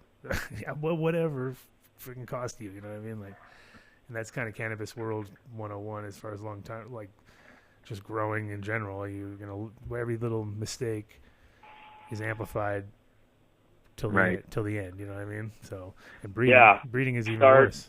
And everything's fine. Along the way, you get a slowdown. It's not good. You were saying something about genetics earlier, about like some of the things you get, like if you get like a modern hybrid and you kind of smell something in these, like the land races, you can kind of go back to some of the land races and smell like certain land races and kind of go, well, now I smell that in some of the new genetics now. So I think, going back to that, I was growing out some lines for preservation this year. If you don't mind, we switch to genetics. Sure. We're growing out some Mexican Punta Rojos. Uh-huh. And you got this great smell in there that's kind of like got that fuely smell that you would think in some of like the OGs and some of the chem lines. And it's from a Mexican landrace sativa, and it's more in its simplest form. You don't have all this outside influence. You got the simple fuely smell, but like this really raw and like simple without anything else interrupting it. When you smell honeysuckle, you get that simple smell. Yep. You can kind of smell that, but you get the simple terpene profiles from these land races that kind of work itself down into these multi-poly hybrids that are available today. I think if people get exposed to these, these landrace lines that kind of like the breeding base work for what the strains they enjoy, they'll be able to, like these strains a lot more. I think what puts off people is not being able to have access to them, and on top of that, not being able to grow them, because they look at a landrace bud and it doesn't look like it has much resin. It may not smell like what they think they need to have their buds look like, so they don't even try it. So they're losing out on a really good, type of weed. Yeah, and I think the thing is, it's a lot of times when you harvest the plant, you smell certain little essences that you just like totally don't smell when they're dry, like they're gone. So, right. I think that it's like getting to know the time to how to cure that plant properly is important, because if you don't, it's like it's gone. It all kind of turns. That's the weird part about those landrace things and about those seeds, that you're just like so excited about when they're growing. You're like, oh my God, this is so interesting and original. Mm-hmm. And by the time you harvest it, it's like it loses it. Yeah. Where is it? It's gone. Now it smells weird and all funky and like I don't want to smoke it. And that's the thing about landrace seeds in general, is people like don't. They're not in the same place. They're growing in an apartment or in a big warehouse or in something. They're like they don't have the luxury of growing in a greenhouse or outside in their garden or anything. They got a closet or a backyard or a room or something. It's not the same. It's hard to duplicate that. So we had a listener question a long time ago, but I sort of forgot to ask it, which was for you, Snow High, which was about the Grim Creeper. He wanted. Mm-hmm. He was interested in said, let's hear about the Grim Creeper, please. I'm reading about it in rebate posts. But somebody else posted about it. So just want background on that one? The Grim Creeper was the 80s, like the male was a Pure Kush Uzbekistani line. Well, I had the Pure Kush. It was a Pure Kush I got from my buddies in L.A., and I gave the cutting to my friend Bodie. So Bodie grew it out, and he's used it in a lot of stuff that he renamed it Hollywood Pure Kush. So he's used it in some of his lines. Well, he crossed it with the Uzbekistani line and then gave me back some of the seeds. So I grew out some, and I picked out a nice male. I grew out a lot of different Afghani lines, and I decided I was going to use that male versus some of the other ones. So the Pure Kush Uzbekistani male was from that crossing. The female was from an 80s Afghani, which a family in Kansas had been growing since the 80s. And the line, that cutting was kept over, in this one family for a long period of time. It's called Afghanistan. And that's what the Grim Creeper is. It's the 80s Afghani, which is called Afghanistan, and it's got the Pure Kush Uzbekistani male as the male portion of that. And does it have a good commercial line? Does it have a creeper creeper as far as growth pattern, or is it a creeper like just a knockout creeper kind of? It's a creeper type, like knockout high. Okay. It kind of, at first you kind of settle and then it kind of creeps up on you. So that's kind of where I came up with the name Grim Creeper. Because that's part of the whole there's so many different like little names like skunk and things that got like kind of misnamed and overused, but creeper's one of those ones where a lot of people had creeper weed, which was a lot of times a lot of the import weed was like that too. A lot of the Thais and Vietnamese and all those kind of things had Malawis.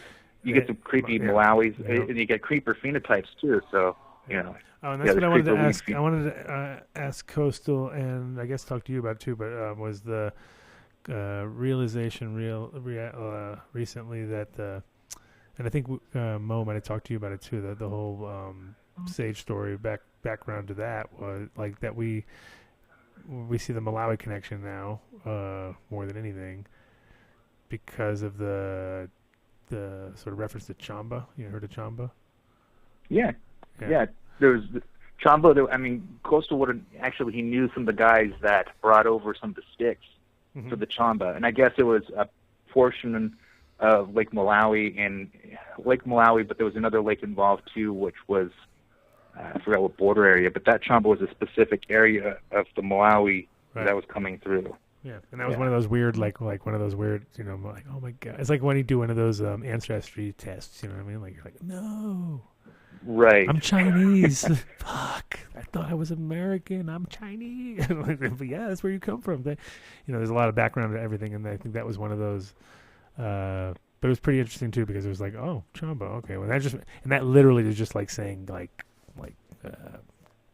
chronic. That was just a name. That was what the people. Chamba was what they were calling, the Malawi people were calling their weed.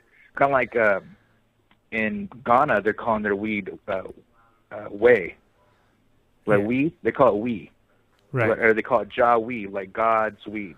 Jawi, that's what they call their weed is we. Yeah. No, it's just so funny because then, it gets because what they said was that the Chamba came through Big Sur, and I just wanted to kind of sort of confirm with him, and I can confirm with you too, because and Mo, of course, because next week I've got a guy coming on the show, and maybe you want to pop on there just at some point, just because I got a guy coming in who's a friend of my mom's, older guy, probably her age, 60 mid 60s, late 60s, and but he was sort of connected with the whole brotherhood a little bit, not much, just friends with, but worked with, and knew the whole Big Sur story, the whole Big Sur Holy story from his side, which was with the Danbo connection. I'm sure you heard of him, right? Yeah, I've talked to Danbo before. Exactly. Yeah. Okay, so he's on that. So he knows that whole side, and so I was like, I know some of that too. So that'd be cool. Yeah, exactly. So I just he can jump in there at some point too next week when he's on. He'll be live in the studio, so it'll be nice. And he's on his way out of town, but he had come to Colorado, grew some weed, got robbed. I was like, well, there you go. And now he's leaving. So it's one of those. I was like, why don't you come on my show? We need a smuggling show, because that was kind of like, I watched the Orange Sunshine last week. You have seen that movie? Oh shit! Have you seen it? No. Very good, because it's all about the brotherhood, and it's just real like Yeah. done real Well, well. I know some done pretty well. Like it's not too. I mean, I don't know. That's why I want to have somebody on who's actually might have seen. I want somebody was there to watch the movie, then sit on the show. So I asked him to do that because was that other one with Jimi Hendrix in it that was the Sunshine Bridge. You know, the guys who are doing the surfboard and stuff. Yep, same sort of crossover story. They talk about the board, and then they also talk about other stuff. But it was definitely interesting to see the crossover, the whole acid and weed and smuggling, and everybody kind of like just kind of on that different tip. Which you're well, I have some friends that their parents were part of the Brotherhood. So I got a friend. Maybe I could talk to him and see if we can. Yeah, get somebody on the phone. That'd be great. Get some more information on that. So. Sure, that'd be great. And if they haven't seen the movie, they should definitely check it out, because I think then they could do some fact checking for us and be like, nah. Yeah. Well, even actually, part of that. And I believe most of it was pretty accurate, because it seemed pretty on point. Like it was one of those, but it's a classic. Like you see the difference between how we run now and how they ran there. BOG, this is your chance to jump in, man. You could be like, I knew those guys. But no, in general, it was like the cops had no idea what the fuck was going on. I was like, oh my God, it's like Keystone Cops, because they didn't have cell phones. They couldn't like scan anybody, check anybody. It was like literally Keystone Cops. People were just like going in, walking out with pounds, walking out with, other guy would walk out with nothing, look like he had, I mean, just playing that whole old school trickery that would get away with it. It was great. Right. It was great. Sounds like even the what's that? Sounds like the Dead tour. Right. You know, Dead was always touring around the country here. Of course. And they were transferring seeds to people and buying weed from people. Oh, for sure. Weed, seeds, and all sorts of party favors. That's for sure. All kinds of stuff. Yeah. No, we know. That was the thing, is they definitely were. I mean, their lots are more famous than their shows almost, to a point. I mean, of course, the real deadheads are into the shows. There's guys who never went to a show, but they were in every lot probably that ever existed. You know, just because they didn't have a ticket, but who cared? They were there just to party. And that was all the drugs, I'm sure, but I think it was pretty. Yeah, we knew about the acid. But I think it was pretty cool. You know, hearing from Rick Tweed at High Times stories about it, and you know, he was saying how that actually helped evolve into the whole medical marijuana movement. You know. Yeah. Yeah, I know, for sure. And that's the thing, is like, it was like when you watch all the hippie stuff, and knowing that I grew up in that kind of sort of side of life, from part of my life, it was like, hey, those guys definitely had their shit together. They knew it was up, but its time wasn't there just because of what was up. And now it's kind of like, it's because of the volume of people now. Like now it's like, okay, you can't fuck around with that many people. Like before you could fuck around, the cops could get fucked around with, and the people could get fucked around with, you know what I mean? Everybody get fucked around with. Well, I grew up in that area. Used to go down to Haight Street all the time, and the areas where like Jerry Garcia used to work for the fire department on the Tam Coast. That whole area was like all hippies at one point. There's a little commune, I think, still there, but now it's like all yuppied out. You know, all the people that used to be there are all, you know, forced out because it's all like super high real estate. You know, there's $1 million homes on like little teeny spots, and yeah, for sure. Those are some good stomping grounds back in the day. Now you can't. It's different, man. It is. No, it's crazy how all those great places are super bought out. You know, Colorado's becoming that really quickly, just because of the cannabis movement, and also the fact that, you know, people like figured out that it's actually not that cold here. It's like pretty nice out normally. Today it's like all right, but it's a little bit cold. But mostly it's just fucking cold in the mountains and beautiful down here. You know, so all of a sudden that's nice. Denver just got overpopulated fast, but they blame it all on weed, of course. Anything, blame the. Oh yeah, it's always weed. It's like, always look weed. At you, weed! You brought all these people, all this money. It's weed and the immigrants. Those are always the bad people. It's like you're gonna complain about people. Got to blame somebody, right? Blaming people. A lot of scared Mexicans out here. right. Well, Gotta get too political. He already fucked up. He already backpedaled and said that he's going to make the taxpayers pay for the wall, and then he's going to ask Mexico to repay us. I'm like, that ain't gonna. Oh man, that is really not gonna work. That's a classic ridiculous backpedal right there. You know, so that's not gonna work out. It's a world of hurt, man. But yeah, we'll see how it turns out. So back to strains. So you guys, Bog and Snow, how you guys ever work together or anything, or do you ever work with any Bog strains from your stuff? I've grown out a sour LSD. I like that one, man.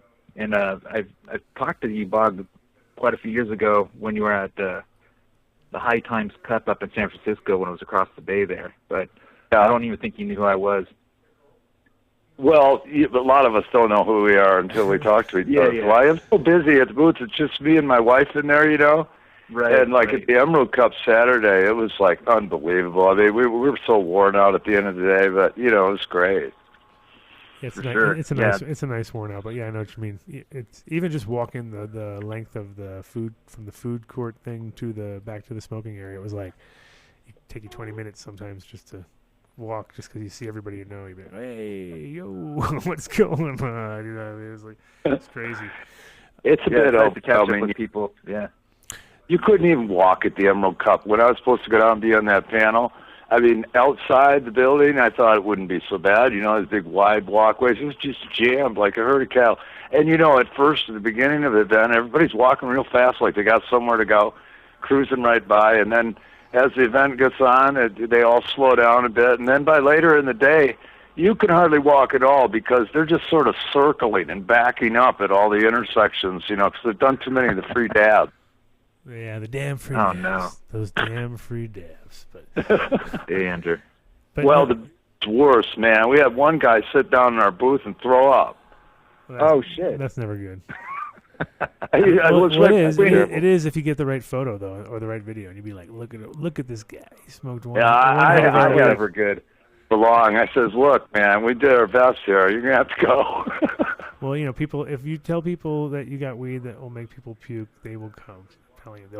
They'll be like, really? I'll take that bet. You know what I mean? They'll be all over that. Right. I've had that would do that, yeah. I've seen some NL5 crosses that did that, actually, which were... As a matter of fact, my Bubblegum, or, that's a NL5 Bubblegum, and I took some of that back to Michigan, and a couple of my relatives went out and had dinner and smoked a joint on the ride home, and I pulled up behind them. Their car was pulled over the side of the dirt road. They were both throwing up.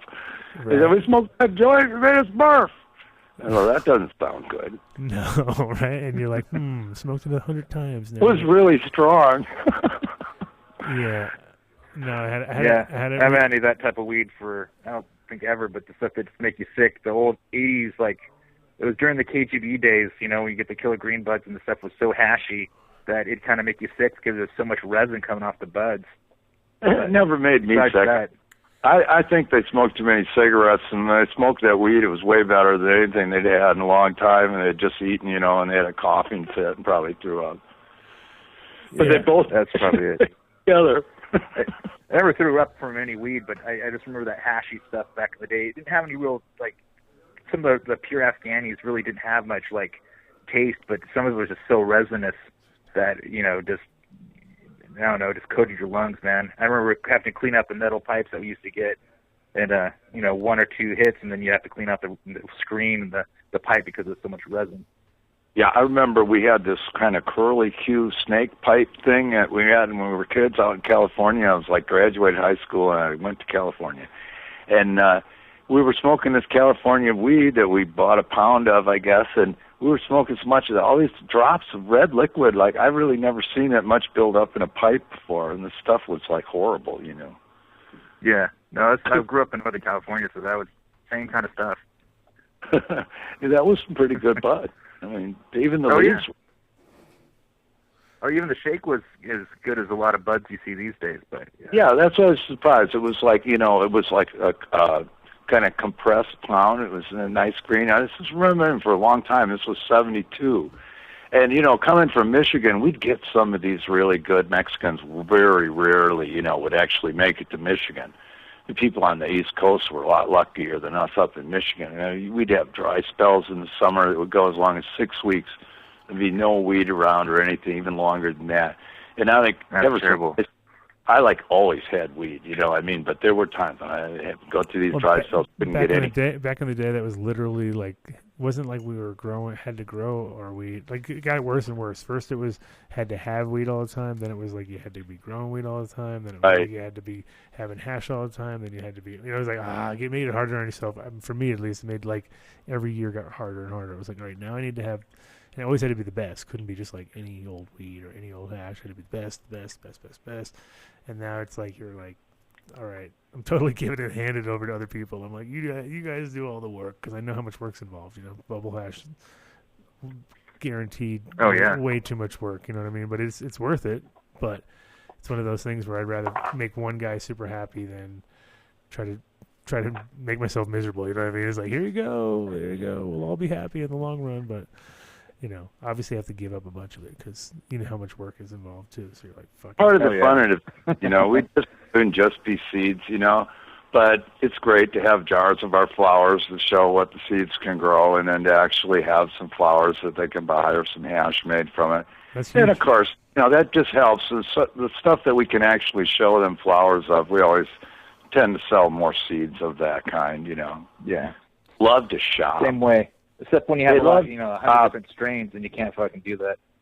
Yeah, and they love a bargain. And we like at our booth, we always give out free suckers, and they're little dumb suckers, and they come in all these different flavors, and it's so funny to watch people go through them trying to find that one flavor that they're looking for. And the girls are more particular shoppers than the guys. They take longer to pick their sucker. The same thing goes with seeds. That people like to be able to ask questions, tell me the conditions they grow under and stuff, and have me make a recommendation of maybe 1 or 3 strains or something like that. And it's so I've always told the truth so that I wouldn't get mixed up in the lies. And it's worked. You need the most expensive seed I have. Here you go. No, exactly. No, people want the one that you don't have readily available. They want the one that's hidden or you can't find. Yeah. I'll have 2 strains out of stock invariably at almost any event, and they'll say out of stock on my display case. And they'll say, well, can I have that 1 pack right there? Yeah. Said, no, you can't have that 1 pack right there. It'll all fall apart if we take the thing apart. And besides, it's been out in the sun and everything. Those seeds won't even grow, man. They don't care. They're like, they want them. Yeah, they'll pay double. They'll pay double. It's been in the sun. I'll pay double. You're like, no. Then you're like, yeah, all right, take it all apart. No, I know. You don't know how hot it gets. We were down in Vegas, man. Yeah, and it's true though. As a seed guy, it's like literally. Everybody wants. You don't want that pack in the display case. They want the next thing you're working on, or the thing you never released. Oh, that's the thing. It's a long time ago they told me, you want to sell more seeds, just keep coming out with a lot more strains. And I had one distributor, Gypsy Nirvana. I says, what would be better is if I had more distributors selling my seeds, and he didn't like that idea too much. Right. No, that's your classic. But I would just soon be thought of as the guy who came out with a lot of strains a long time ago. That a lot of them have been used to breed a lot of crosses that are out today, and people are still going back to my old strains. I've kept my sour bubble strain for 14 years now, and I still love it the best. I just can't replace it. Yeah, it's a good strain. I had some buds from a guy that was selling some stuff for you. God, what was his name? It was Mike from Michigan or something. Oh yeah, Detroit Mike. Mike. Yeah, Detroit Mike. Yeah. So I tried your sour bubble. That was pretty good stuff. I like that.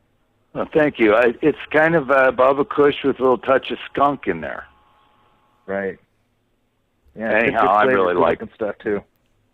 Yeah, it's tight and it's not the biggest yielder, but it's compact. A lot of guys do pretty well with it out indoors, actually. Yeah. But yeah, I got bigger yielding strains than that, and things have just been going great. I'm thankful that so many states have gone medical. It's like half of them now. Yeah, no more. I think we're at over half even now, so it's great. Yeah, we're a little over. And that was all everybody's mind was, okay, tipping point. We're going to be on that side, and then all of a sudden we have. Possibilities of it all going haywire, but I have a feeling we're past that. I think we're at the point of making. Yeah. Well, we try not to think about those type of things. We got to think where we're at right now. That's what I'm thinking. What are we doing right now? The future, it could change, but hopefully it won't go the other way. Yeah. At this point, Trump and the Republicans really don't need to, create political problems for them. The medical side, I don't see how they can go after that. they're going to have more on their plate, I think, than that in the long run, and the fact that we're actually making money. We're definitely not a problem doing a legal business, making money, paying taxes. I want to pay taxes. I want to be legit, and be able to just be a normal person making a little money and like doing some good work. There's nothing wrong with that. It's American. Well, and that was the whole thing is like as you got bigger, you realize that paying a lot of taxes actually meant you're making a lot of money. You know what I mean? So if you can get past that point of realizing that, we're getting reamed anyway, you look at it, you might as well get, if you're going to be in this legal side of the fence, then you're going to have to pay for it. That's just kind of like inevitable in this situation, but still, hopefully not forever. Hopefully at some point it's like, oh, okay, well, you're actually doing the right thing. We're not going to tax the fuck out of you like we are now, and we're going to just treat you like we really treat everything else. So we'll see. I mean, it was crazy. Like in Colorado, they went through like within a couple of years of legalization, they already have paid way more taxes than alcohol in 1 year, and it's like they sold a hell of a lot more alcohol. They just haven't. They don't tax it very high, So it was like one of those. Oh, okay. So it's kind of. You see an alcohol warehouse in Colorado. I used to truck, and there's an alcohol warehouse that's like a square mile, and this stuff's stacked about 50 feet high. These pallets after pallets of every kind of liquor you ever thought of, and it's awesome. But the amount of liquor is incredible that people drink. Sure, and I mean that, and within a couple of years of legalization, they paid more taxes, and then if you drive by every dispensary, you'd see like a couple people waiting, but not that many. But it just shows you how hard it was taxed. It was taxed maybe almost 10 times the amount. Like I think it was the alcohol's like 4% or something stupid. You know what I mean? It's like, okay, well, so you're going to tax alcohol 4%, but you're going to tax weed 40%. At least. If not, it's always been the opposition strategy. Keep it as expensive as possible, and that's the same thing in Amsterdam and everywhere else, and they put as many impediments in the way to us as you can, and it's always going to be 2 steps forward and 2 steps backwards, especially in this country where the politics every 8 years seems to have to sway the opposite way. Yeah, people are not satisfied, and they just will not continue with the same thing they got because, everything costs too much and they wish they had more. Well, the states that are going to be like California is the one to watch right now. Like that's where everybody's like paying attention because it's the biggest market in America by far. You know what I mean? Like within one state, and then has already the fourth economy in the world. I mean, you got it has so much that's going to come out of here. It has so much history already with cannabis that it's like, okay, it's not like they've just never seen it before. It's not like some states where literally there's been guys there who grew weed, but the average person's never seen it. Whereas California is like, yeah, people on my street have been growing weed forever. The people have been raised in it, But that's what's gonna make it like a double weird edge where it's like a lot of sad people because they didn't want to like step up and get in legal, and there's going to be a lot of happy people because they were never even did it, but they all of a sudden made millions. You know what I mean? And you're like, you little bastards! Like, the fuck did you do? Oh yeah, that? Because they got money. Sometimes it just takes the money. You kind of squeeze in there. You get the genetics. And, it's not. You don't have to do right. You have to do like we'll just do the formula they were going to do, but couldn't afford to do it. And capitalism's a reality of this world, I mean, the trouble is that it really is hard for the small guy, to stay in. That's where the small guys need to band together and kind of do something quality and good. That's where I'm trying to get at with quality people that are readers and us all work together to try to do something good. That way we can kind of establish ourselves, with the competition that's going to be happening in the future. But, with good people that are quality, not trying to rip off each other. And, it's not all about money and screwing each other over like a lot of things happen in the business world, unfortunately. Our medical model worked just fine. And, the truth is that it really is important that we get another ballot initiative up and we make sure that we keep everybody's medical rights intact.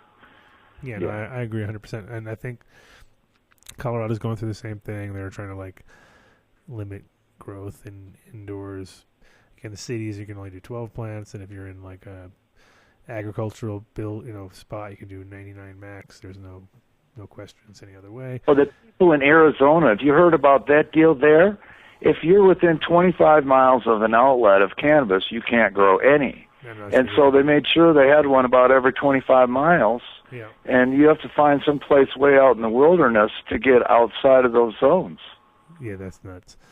And that's like, who says 25 miles is even doable for anybody? You know what I mean? Some people... Right, that's a long ways. That's for if you're really medical, you might not get 25 miles. You know what I mean? It's like, come on, 25 miles where I live is like, so not me personally, but like crazy. Some people live 25 that's miles a long drive. Of all back roads, back roads, and 25 long. Yeah, that doesn't work in Colorado. Long-ass miles.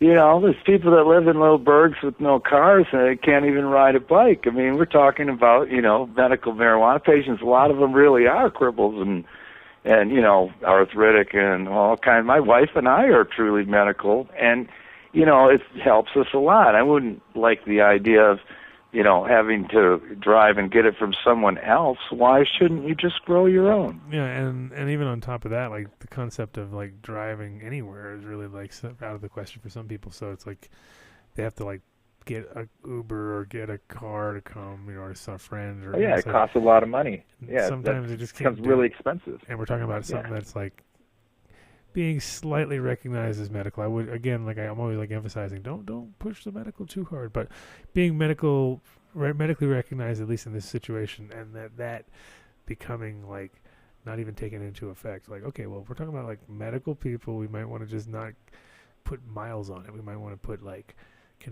safety on it first. You know what I mean? The safety would be that you can grow a small amount at home. It doesn't have to be crazy. It could be like 150 square feet and 12 plants, you know what I mean? And just keep it real small, and everyone will be depressed if you're a real grower. But if you're not, that's a lot of room for an average guy. Like, ooh, it's like 6 plants and 120 feet. Wow, that's like, that's not much. You can grow a few pounds and keep everybody. A couple of watts is enough for a family to grow enough flowers easily, and probably have if you're not a very good grower, that's not very much. Yeah, well, I was I've seen a lot of people when I started, and I quite or 2,000 watt lights, man. I honestly think that's about the kind of grow most people can afford. If you look at the price of electricity out here, much bigger than that for your own use. I mean, maybe you need to get a little more efficient then, but yeah, you can grow enough under 2,000 watts to supply, 3 or 4 heavy smokers at least. Yeah, I mean, it's kind of like as things get bigger and bigger, you're like start thinking back to the size of the rooms you were growing in, and you're like, wow, man, I was like super satisfied with, not much at all, like 30 square feet. I'll do it, you know what I mean? Whatever, trying every little bit. Now you're just like, everybody's a little bit spoiled. So people are like, oh yeah, well, 100 lights, 100 or nothing, you know what I mean? It's like, your own power station is needed for that. Yeah. Yeah, right. No, I got places that are offering me space if I wanted to do bigger grows, but with the seeds, they don't have to really be that big. And no, it's much better with breeding and do maximum I would ever do is like 10 lights. That's about my max. Yeah, I use more power for the small amount of flowers that I grow for myself and to sell some at events, but it's really the seeds that. And it's a lot cheaper for me to grow the seeds. And I find that growing the seeds indoors is great because when you grow them outdoors and people take them indoors, they can be a little stress-prone that first time. And when you grow them indoors, I just love going outdoors, and then they're a little less stress-prone for indoor growers. And I find that they finish out well for me when I do them indoors, and they last a little longer than some that are done outside. If they're done outside perfectly and you get them really finished right and there's no mold and everything, that's great, but I'm not in the best place for that. So I do almost all mine outdoors. Yeah, well, I would. I mean, it'd be far more economical, but over the years I have found that, the indoor growers kind of like the seeds have been grown indoors, and that my outdoor seeds sometimes would be more troublesome for them. That's interesting. Sure. Like, as Yeah, far as not kicking in properly, or just or being more susceptible to light stress. Everybody who grows indoors, they don't think that they're causing light stress, but of course they are. Just going straight from 18 to 12, and the idea of timers, power outages, light leaks, and there's a lot of other things that can cause stress on a plant. And so, the worst thing, for a guy making seeds is to have people complaining about nanners or Hermes. And it's, part of the reason I don't feminize. I just, old school, try to keep things under control and as close to my original mom as I can. Yeah, that's an interesting concept. The thing is that it's funny, as a breeder, I pretty much stuck to my guns and I don't do anything feminized. But as a company, my company got farmed out to Spanish guys, and Mr. Nice does a collab with us, and we're, so it's like, as all the guys in Europe, they're running with feminized because the European market is like 70% feminized, 30% regular. And I know, I've heard. Yeah, it's totally opposite. It's weird. And everybody there just doesn't have the patience, and they don't want to do the work. And I think for a lot of people, it's kind of like, that's the cool part. And for me, that is too, but it's also, there's a lot of, you got to know when to throw. I think it may swing back the other way eventually, though. I think people will get sick of the feminized versions. There'll be too many problems, and it should switch back to normal breeding. But by then, well, I don't think here it's happened. Genetics been lost. I don't think here it's happened yet, though, where like people got to the saturation level and they feel like, we'll just go feminized because it's. Because I think if you give like the average guy who's never grown that choice, that they might very easily fall down that path and just be like, oh yeah, sure, guaranteed, because I only have. Because also the problem is some places are only allowing you to sell 6 seeds at a time because you have 6 plants, or it's like, really, like, ugh. So if all 6 of them are female, then it makes sense because, right? There's some logic obviously behind the consumer level being interested in that, but because we're all just like thinking it's a dead end as a breeder. They just don't have the space in Europe and a lot of places. They're confined to a lot smaller buildings than Americans. And sure. I can understand that to a point, but just but we're so American that to us it'd be like, really? You mean all feminine? We would want weed that would roll itself on the fucking plant and have joints hanging off of it at the end. That's how bad. That's how bad we are. I mean, like, if it does that, I'll pay now because I'm so fucking lazy. People are that bad. But there are feminized seeds, and I'm not against them or anything, and I just I'm an old school company, and it's a lot of extra work to do it right. And then I feel that they're not really worth more money because you can't use them to breed. Yeah, they're worth less money in my opinion. That was right. I had to argue. Well, it was funny when I first had to do it. Like me and my partner, we kind of was our little stickling. It was our point of fucking. Always having a fight over it. I'd be like, well, I don't want to do it, and he'd be like, well, we have to because that's all people want, and we're gonna let these guys do it and take your genetics and do it. And I was like, whatever, you know what I mean? But at the end, I realized, it was like, for me, what I told him was like, I'd rather not ever do it so that we don't have to worry down the road when we decide we don't want to do it. You know what I mean? Because that's kind of how I felt. I felt like it's gonna come out in the wash, but the reality is, it's probably here to stay, and it's gotten better. People like Matt Ryan that sell seeds, and they have, more stable ways to do it. People are doing a better job at it. There's some good genetics coming out. Mephisto makes his feminized line that are pretty damn good. And there's stuff that I've seen that I'm like, okay, these are looking okay. It's sellable. Or, I think if you're growing it out for the feminized version, you're growing it out and you're doing it for the purpose of growing out, I think it'd be fine. But when people start breeding with those, and they're using regular seeds on the feminized, you're going to inherently have those problems in the genetics already. So you're going to have like intersex issues popping up left and right. You're going to have weird inconsistencies. I think, that's the problem when people start breeding with the feminized versions versus regular seeds. Yeah. I think they're going to inherently have those issues in there.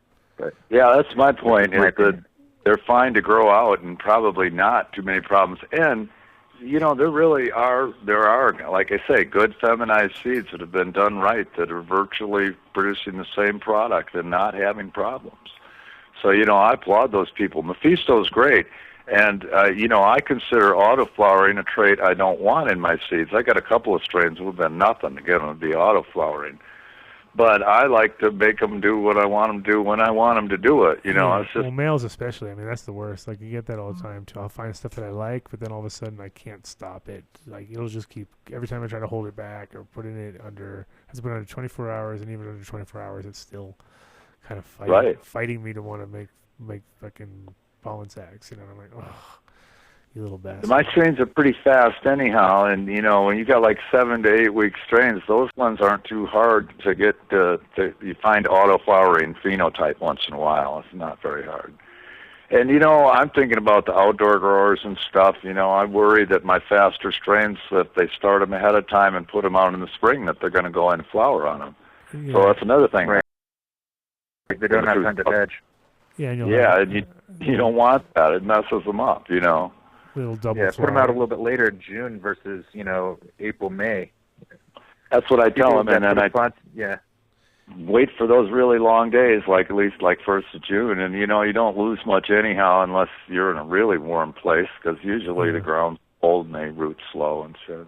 Yeah, no, if you catch them then too, they're like, because people don't realize that when things are rooting, it's kind of similar needs as the same as when a plant's flowering at that really little moment in time. So like the little blast of phosphorus or a little blast of, you know, it'll actually, it's like when you're making clones and you use a sort of weak flower formula if you want to make roots. You don't want to use a heavy nitrogen, even though people think nitrogen, because there's no roots yet. You know what I mean? The roots develop after, or the leaves will develop after the roots really grow, you know what I mean? So it's kind of like... Right, you want to develop the roots, then, you know, start getting there's different periods there that people need to understand, you know. Yeah. Transitioning, they're always trying to force things to move faster than they should. Well, yeah, and in general, if you put a bunch of nitrogen on a plant without roots, you're not going to get roots. It's like inhibiting roots, you know. It's the opposite. But once it has roots, then you start to feed it. But yeah, it's kind of like the timing is always pretty much the most important thing, I think, of everything when it comes to business, when it comes to breeding, when it comes to strains and having the right one at the right time. Snow hive, since you got always something new, I think, up your sleeve, probably. what's your latest creation, or what do you sort of on people should keep an eye out for? Honestly, wow. There's a lot of commercial stuff that are released that's like high quality. I work for potency and quality first. So I'm not a really commercial guy, even though I got stuff that'll, you know, fit the commercial guy that'll finish quickly and fast. But like for quality, I'm really doing some crazy stuff with some land races. So it's hard to say. I got stuff that'll fit the short flowering person that wants something really killer. I got the panty dropper. You know, I'm doing, you know, some stuff with some of my OG work that I worked on for 12 years, just trying to get bigger roots and branching in faster times. But then I'm working with the Colombians, the Chocochiba, some different Vietnamese, some Colombians, some Mexicans. So I just, if you want different flavors, I guess you could check out my stuff. You know, I'm not trying to. You definitely have a lot of stuff that's definitely flavors that haven't been really sort of, you know, focused on too much. Tasted in a while. Yeah, like Vietnamese stuff. Like, and also that was always like, even when I was in Amsterdam, people would be, anybody who like was old school would be like looking for those Vietnamese, man. Those were, but that's actually where like Laos, like most of the weed was Laotian anyway. So if it was called Thai weed, it really was Laotian weed. You know what I mean? It was like, so it was all, there was a lot of that going on too, where we would get it as Thai weed, but it was mostly from Laos, and then Laos would be off limits to America, so they couldn't say that. You know what I mean? So they'd change it up and.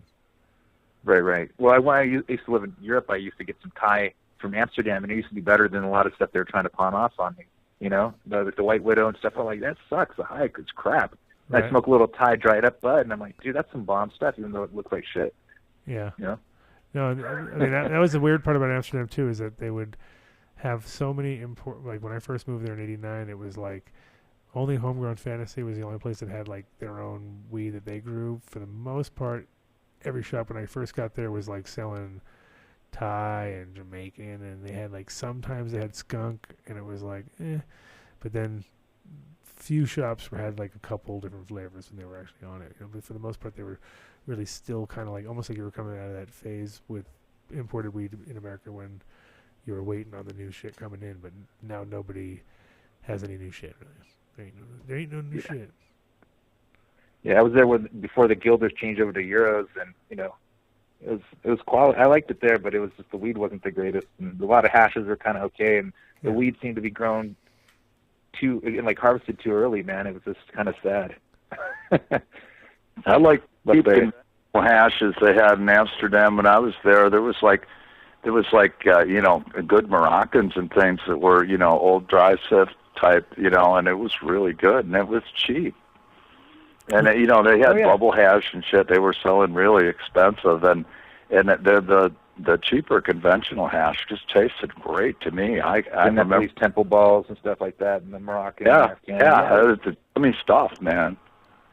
Well, that was the thing, and the reality was that when it was still in the Gilder phase, it was like everybody was happy. Like the Dutch were making money, everyone was making money, everyone was happy, and then the minute that they flipped it, it was like the greed kicked in just so hard, and all the products became like double the price because people were like, okay, well, whatever was like 6 guilders is now $6 or 6 euros. You know what I mean? It was like, shit, that's like 2.2 times the amount. You know what I mean? So like all of a sudden it was like, it jumped up $10 at like right off the bat. Yes, on everything. And then so there was weed. Like when I first moved there, good weed you could get for about $3 a gram. You know what I mean? In US. So I was like, oh, this is awesome. You know what I mean? So I can get an ounce for $90. You know what I mean? And it was killer. And then when I left, it was 27 euros a gram for like the weed. I was like, that's like $32 a gram. I was like, it was nuts. It went up so high. I was like, so that would have cost me like 900.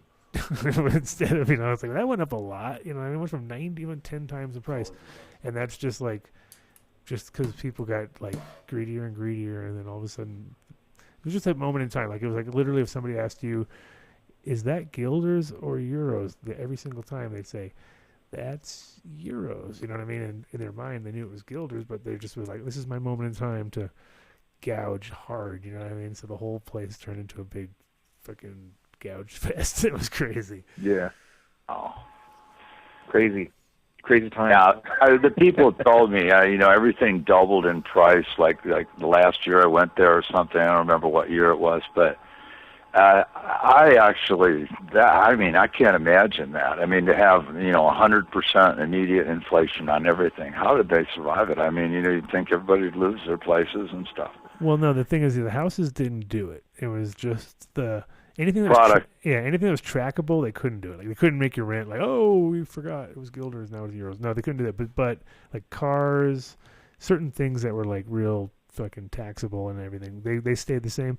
But every small thing and everything that was like not like, so, but it was even worse with like sodas and stuff, because like back in the day, you'd be like that soda yesterday that was a guilder, now it's a euro, and that means soda that was 45 cents is now $2.20. Really, is what it came down to. Yeah, it's crazy. Fuck, that's really expensive. You know what I mean? You'd be like, that's crazy how. And then it just kind of ruined the whole vibe. That's when I realized it was time to get the fuck out. I mean, I didn't realize it took me 10 years to leave. It took me 10 years to leave, but it was like at that moment in time, I was like, okay, maybe it's time to go. Actually, it took me longer. It took me 10 years actually. So I was like, all right, it's time to go. But it was definitely the chance that people could use to do that, and that sort of happens here too.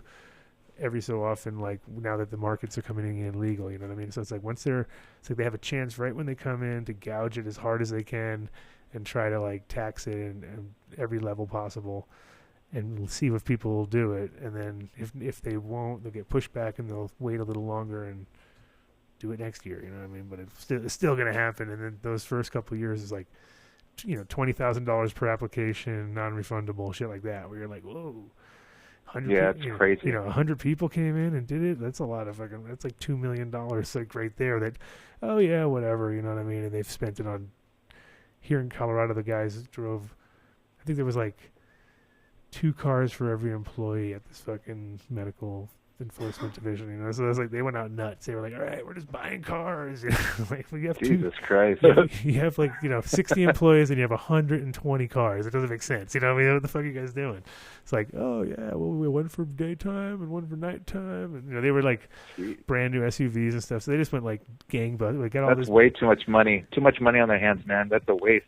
What the hell? They got, and then now they've gone back to like a skeleton employee thing, and they've moved to a different location, which is really.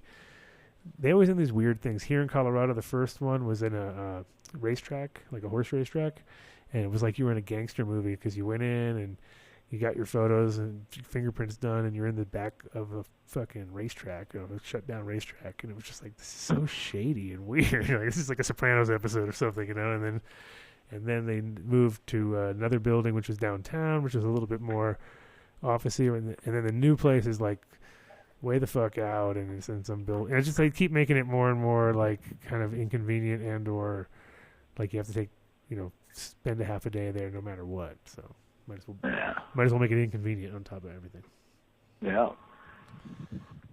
But it's a taste of the future. I always tell people too, if you want to see the future, just go on a trip at the airport, and then that's the future. You know what I mean? Like that will be creeping into your town soon, where you go to the airport, or you go to the grocery store or something. They'll be like, walk through the scanner, please. And they'll just check all your shit through, and you won't get a chance to touch it. And I don't know, just getting kind of. That's crazy, man. But yeah, that's how it seems like it's getting more controlled. That's just fucked up. Well, it is, and I feel like, it's funny though now, because like flying, it used to be so crazy with weed, and now it's like that's not even an issue. Weed's like totally not an issue. Like, weed's like the only thing they don't care about. You know what I mean? They're like, oh, you got water, you're crazy. You got fingernail clippers. You're a bad person, man. What do you got in there? You know what I mean? Like, oh my God, you're trying to take the plane down with your nail clippers and your bottle of water, but this weed, no problem.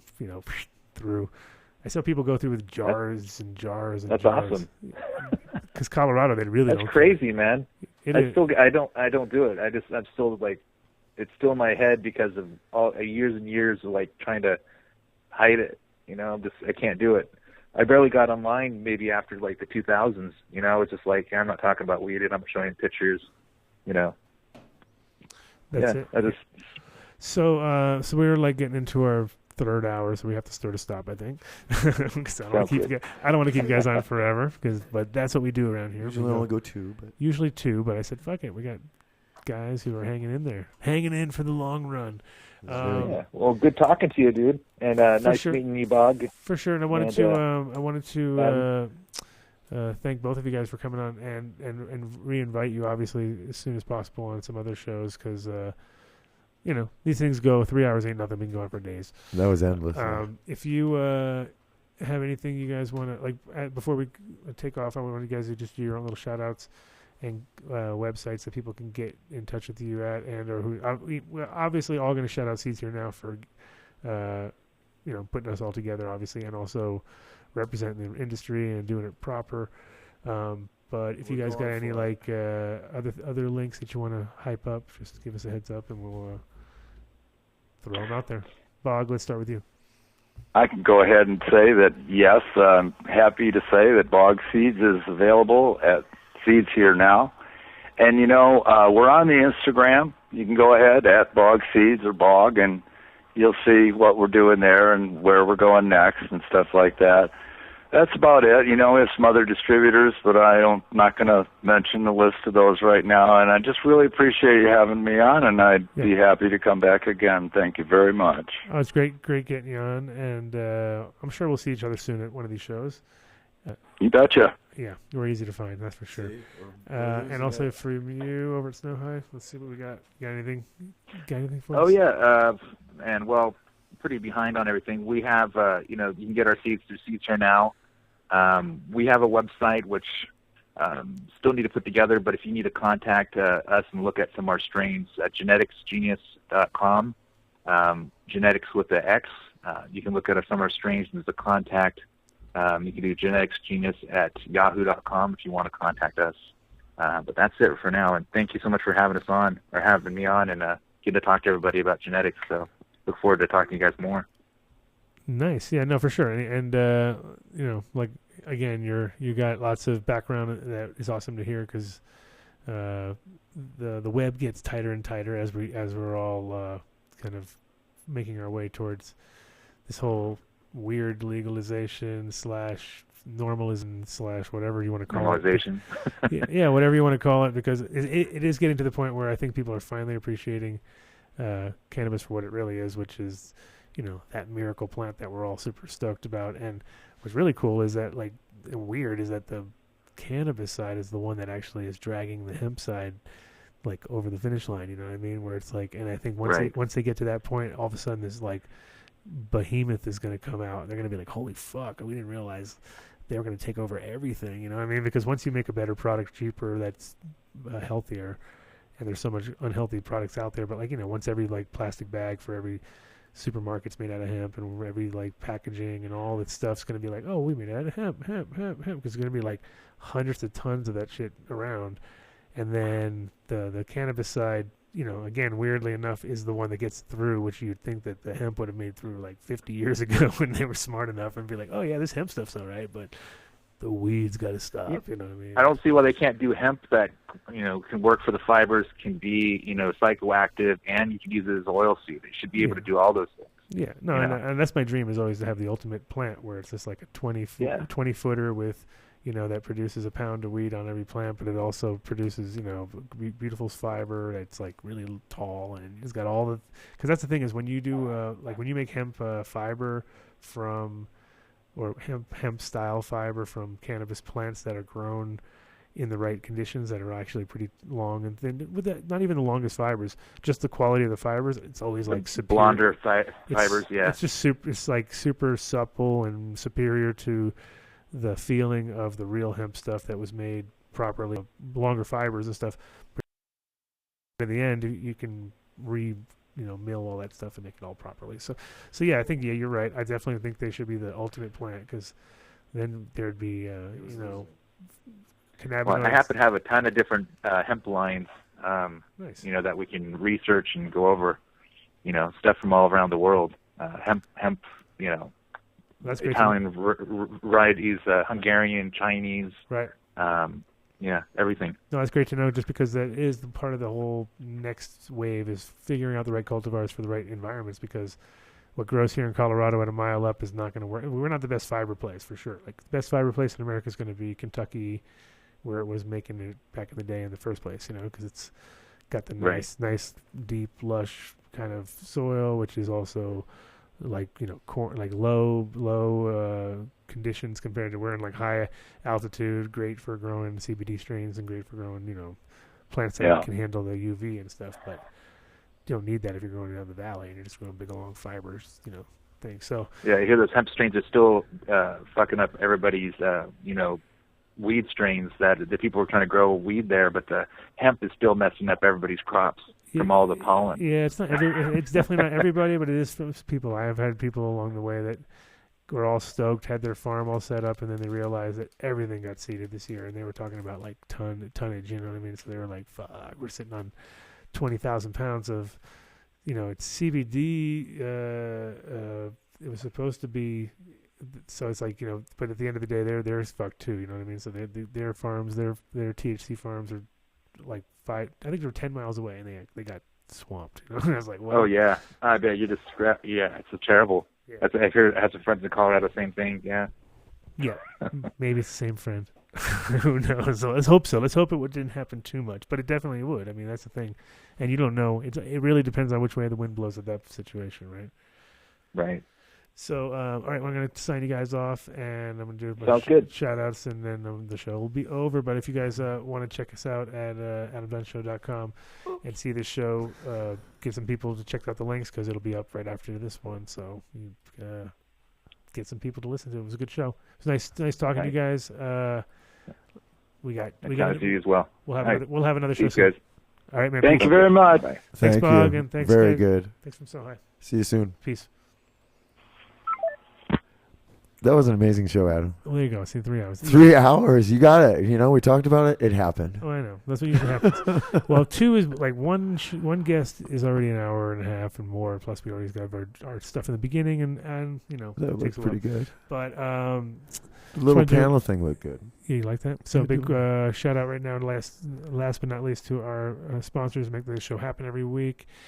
We're just going to go zoom through them like we do. No, Seeds here now. Seeds here now. Right out of the gate. Seeds here now. Right where it belongs. Right where it belongs. Seeds here now. SeedsHereNow.com. If you want to get out any of the stuff from the breeders you heard today here on the show, plus myself, plus 33 other ones, I guess, or 32 other ones. They're killing it. And what's your special? You got the special? No. Their special is always the 88 and the 39 on No, most 88, breeders and 30. stuff like that. Yeah. What about 33? 33. There is one minute the 33. 38's not good enough. I think they got yours for 34. It's got to go down. It's going to be 33. Well, anyway. Hey, talk about pricing. Check out their website. And definitely. Like you said, best customer SeedsHereNow.com. service and best at helping us develop shows out of Go on to private browser before you go there. Like that. There you go. Well, Next one, yes, Way to Grow. Way to Grow. Waytogrow.com. Oh, waytogrow.net. Net. Yeah, make sure about that because waytogrow.net. they tried to get it at the beginning. They have 7 locations here in Colorado, everywhere. So if you want to get your gear, this is the spot. And super, knowledgeable crew. Hey, good job, knowledgeable crew, and good website too. Go there, check out their stuff.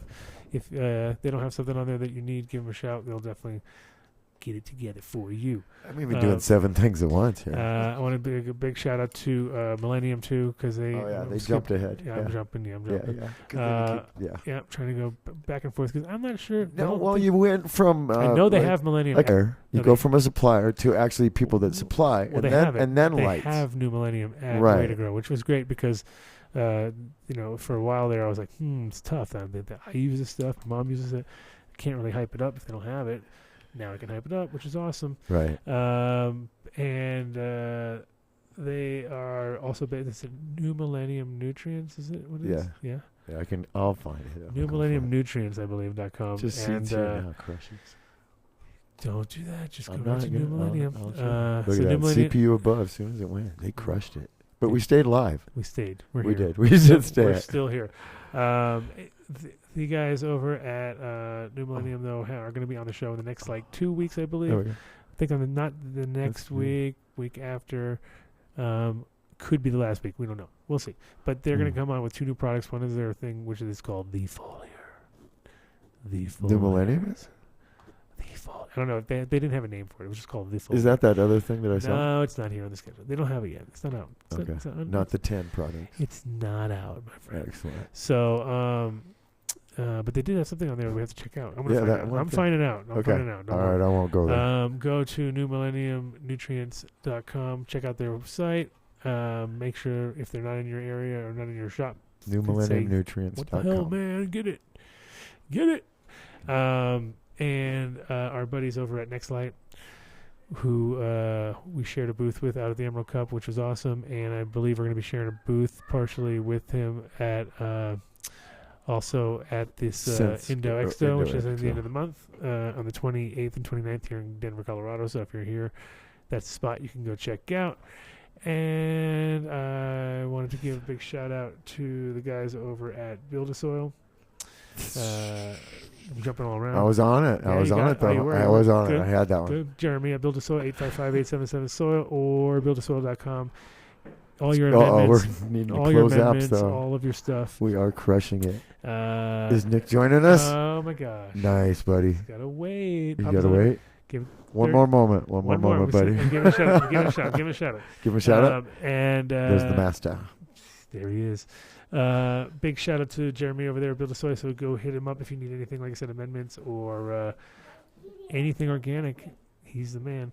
I want to do a big shout out to our friends over at Growstone. I already drank my beer, so I have nothing to contribute. Nothing to contribute there. I don't have the website up either, so we're good. But growstone.com, if you want to check them out, they have 4 different types, I believe, maybe even 5. But 4 that I know solidly are the big-sized ones, the perlite-sized ones, the nat mix, and the the mix of cocoa, which is awesome. So pre-mixed with cocoa, which is great. And that stuff, like I said, doesn't float, reusable, super good ratio as far as getting water retention and cation exchange, all that good stuff. And looks like 4. 4 plus the gnats. Did I say 4? Yeah, 4 plus the gnats. And then you go to growstone.com, check them out. We will be seeing them also at the show at the end of the month, so they'll be around. Maybe we'll get them on the show. We'll see. I might do a that should be a good pre-show show because I'm not sure if we're gonna do a Friday show or a pre-show show. So it might be a pre-show show. Yes. See, she had to take. Because I have a guy. I have a girl coming into town her name's Sage, and she's going to come on the show, and she can't come until she won't be here on Friday, so she'll be here on. So we might do a Thursday show live. And Did we go next night? Nope. Next. Oh no, we did next. We night. did next yeah, night. Next night. Okay, well we got Incredibles. Oh, next night. We didn't say there's a website though. Next night. There we go. Commercial Series Spectrum. What is the website again? Getnextlight.com for sure. Get part always screws me up. Right? Or the net. Getnextlight.com. Right. Hit those guys up. Also, again, super service and U.S. made, which is great. And also, if you guys are doing anything in kind of large scale, they can get you all the rebates with that stuff too. So if you go in and you're gonna whatever you're spending, you're getting like good third off, if not more, on your rebates. So keep an eye on that. It's all worth it. We're gonna have them on the show also by the end of the month. Ooh, we should go live from the track. Probably on that Thursday when we're bringing all the people through who are going to be live in town since they're going to be here. So we'll probably just do a little pre-show warm-up Thursday night. Pre-show. Also, I want to thank our buddies over at Incredibles Edibles for keeping all the edibles rolling in this town and making everybody happy. They should have very samples consistent. Every week there should be a sample of a new one, but we'll work on that. We'll work on that. There we go. What Always else we got? Responsible. They are responsible. They have their dosing is right on the fucking thing. It's if perfect. you do know D Money, he is a perfectionist. Of course. So look at the product. It's perfect. Just perfect. He's got a really good team over there. You go to iloveincredibles.com if you want to check their stuff out. You can see where they're at, how to get it, all that good stuff. Pretty much go-to product if you come here to Colorado, and now definitely in I think in Vegas. Yes, it was in Vegas. Let's see if they got Cali. Let's see if they got Cali too. Cali and Vegas. Cali and Vegas. Locations. Let's zoom out. Ooh, look at that! Just covered Colorado. It was like risk. Yeah. See, there they go. San Francisco. No, they made it to the border. Oh, the border. They're up in Tahoe. Okay, that's right. So they're all up in there. Yeah. Cool. They're all up in there. That's good. Lake Tahoe's right there. It's on the border. Isn't that where? Anyway. All right. So I want to thank our sponsors. Finally, is that it? That was it. Are you I sure? think so. Positive. Double check. All right. Way to grow. Seeds here now. Next Light. New Millennium. Growstone. Build Soil. Incredibles. And hopefully soon, Ron Wallace. Solitech. Ron Wallace is and Myco.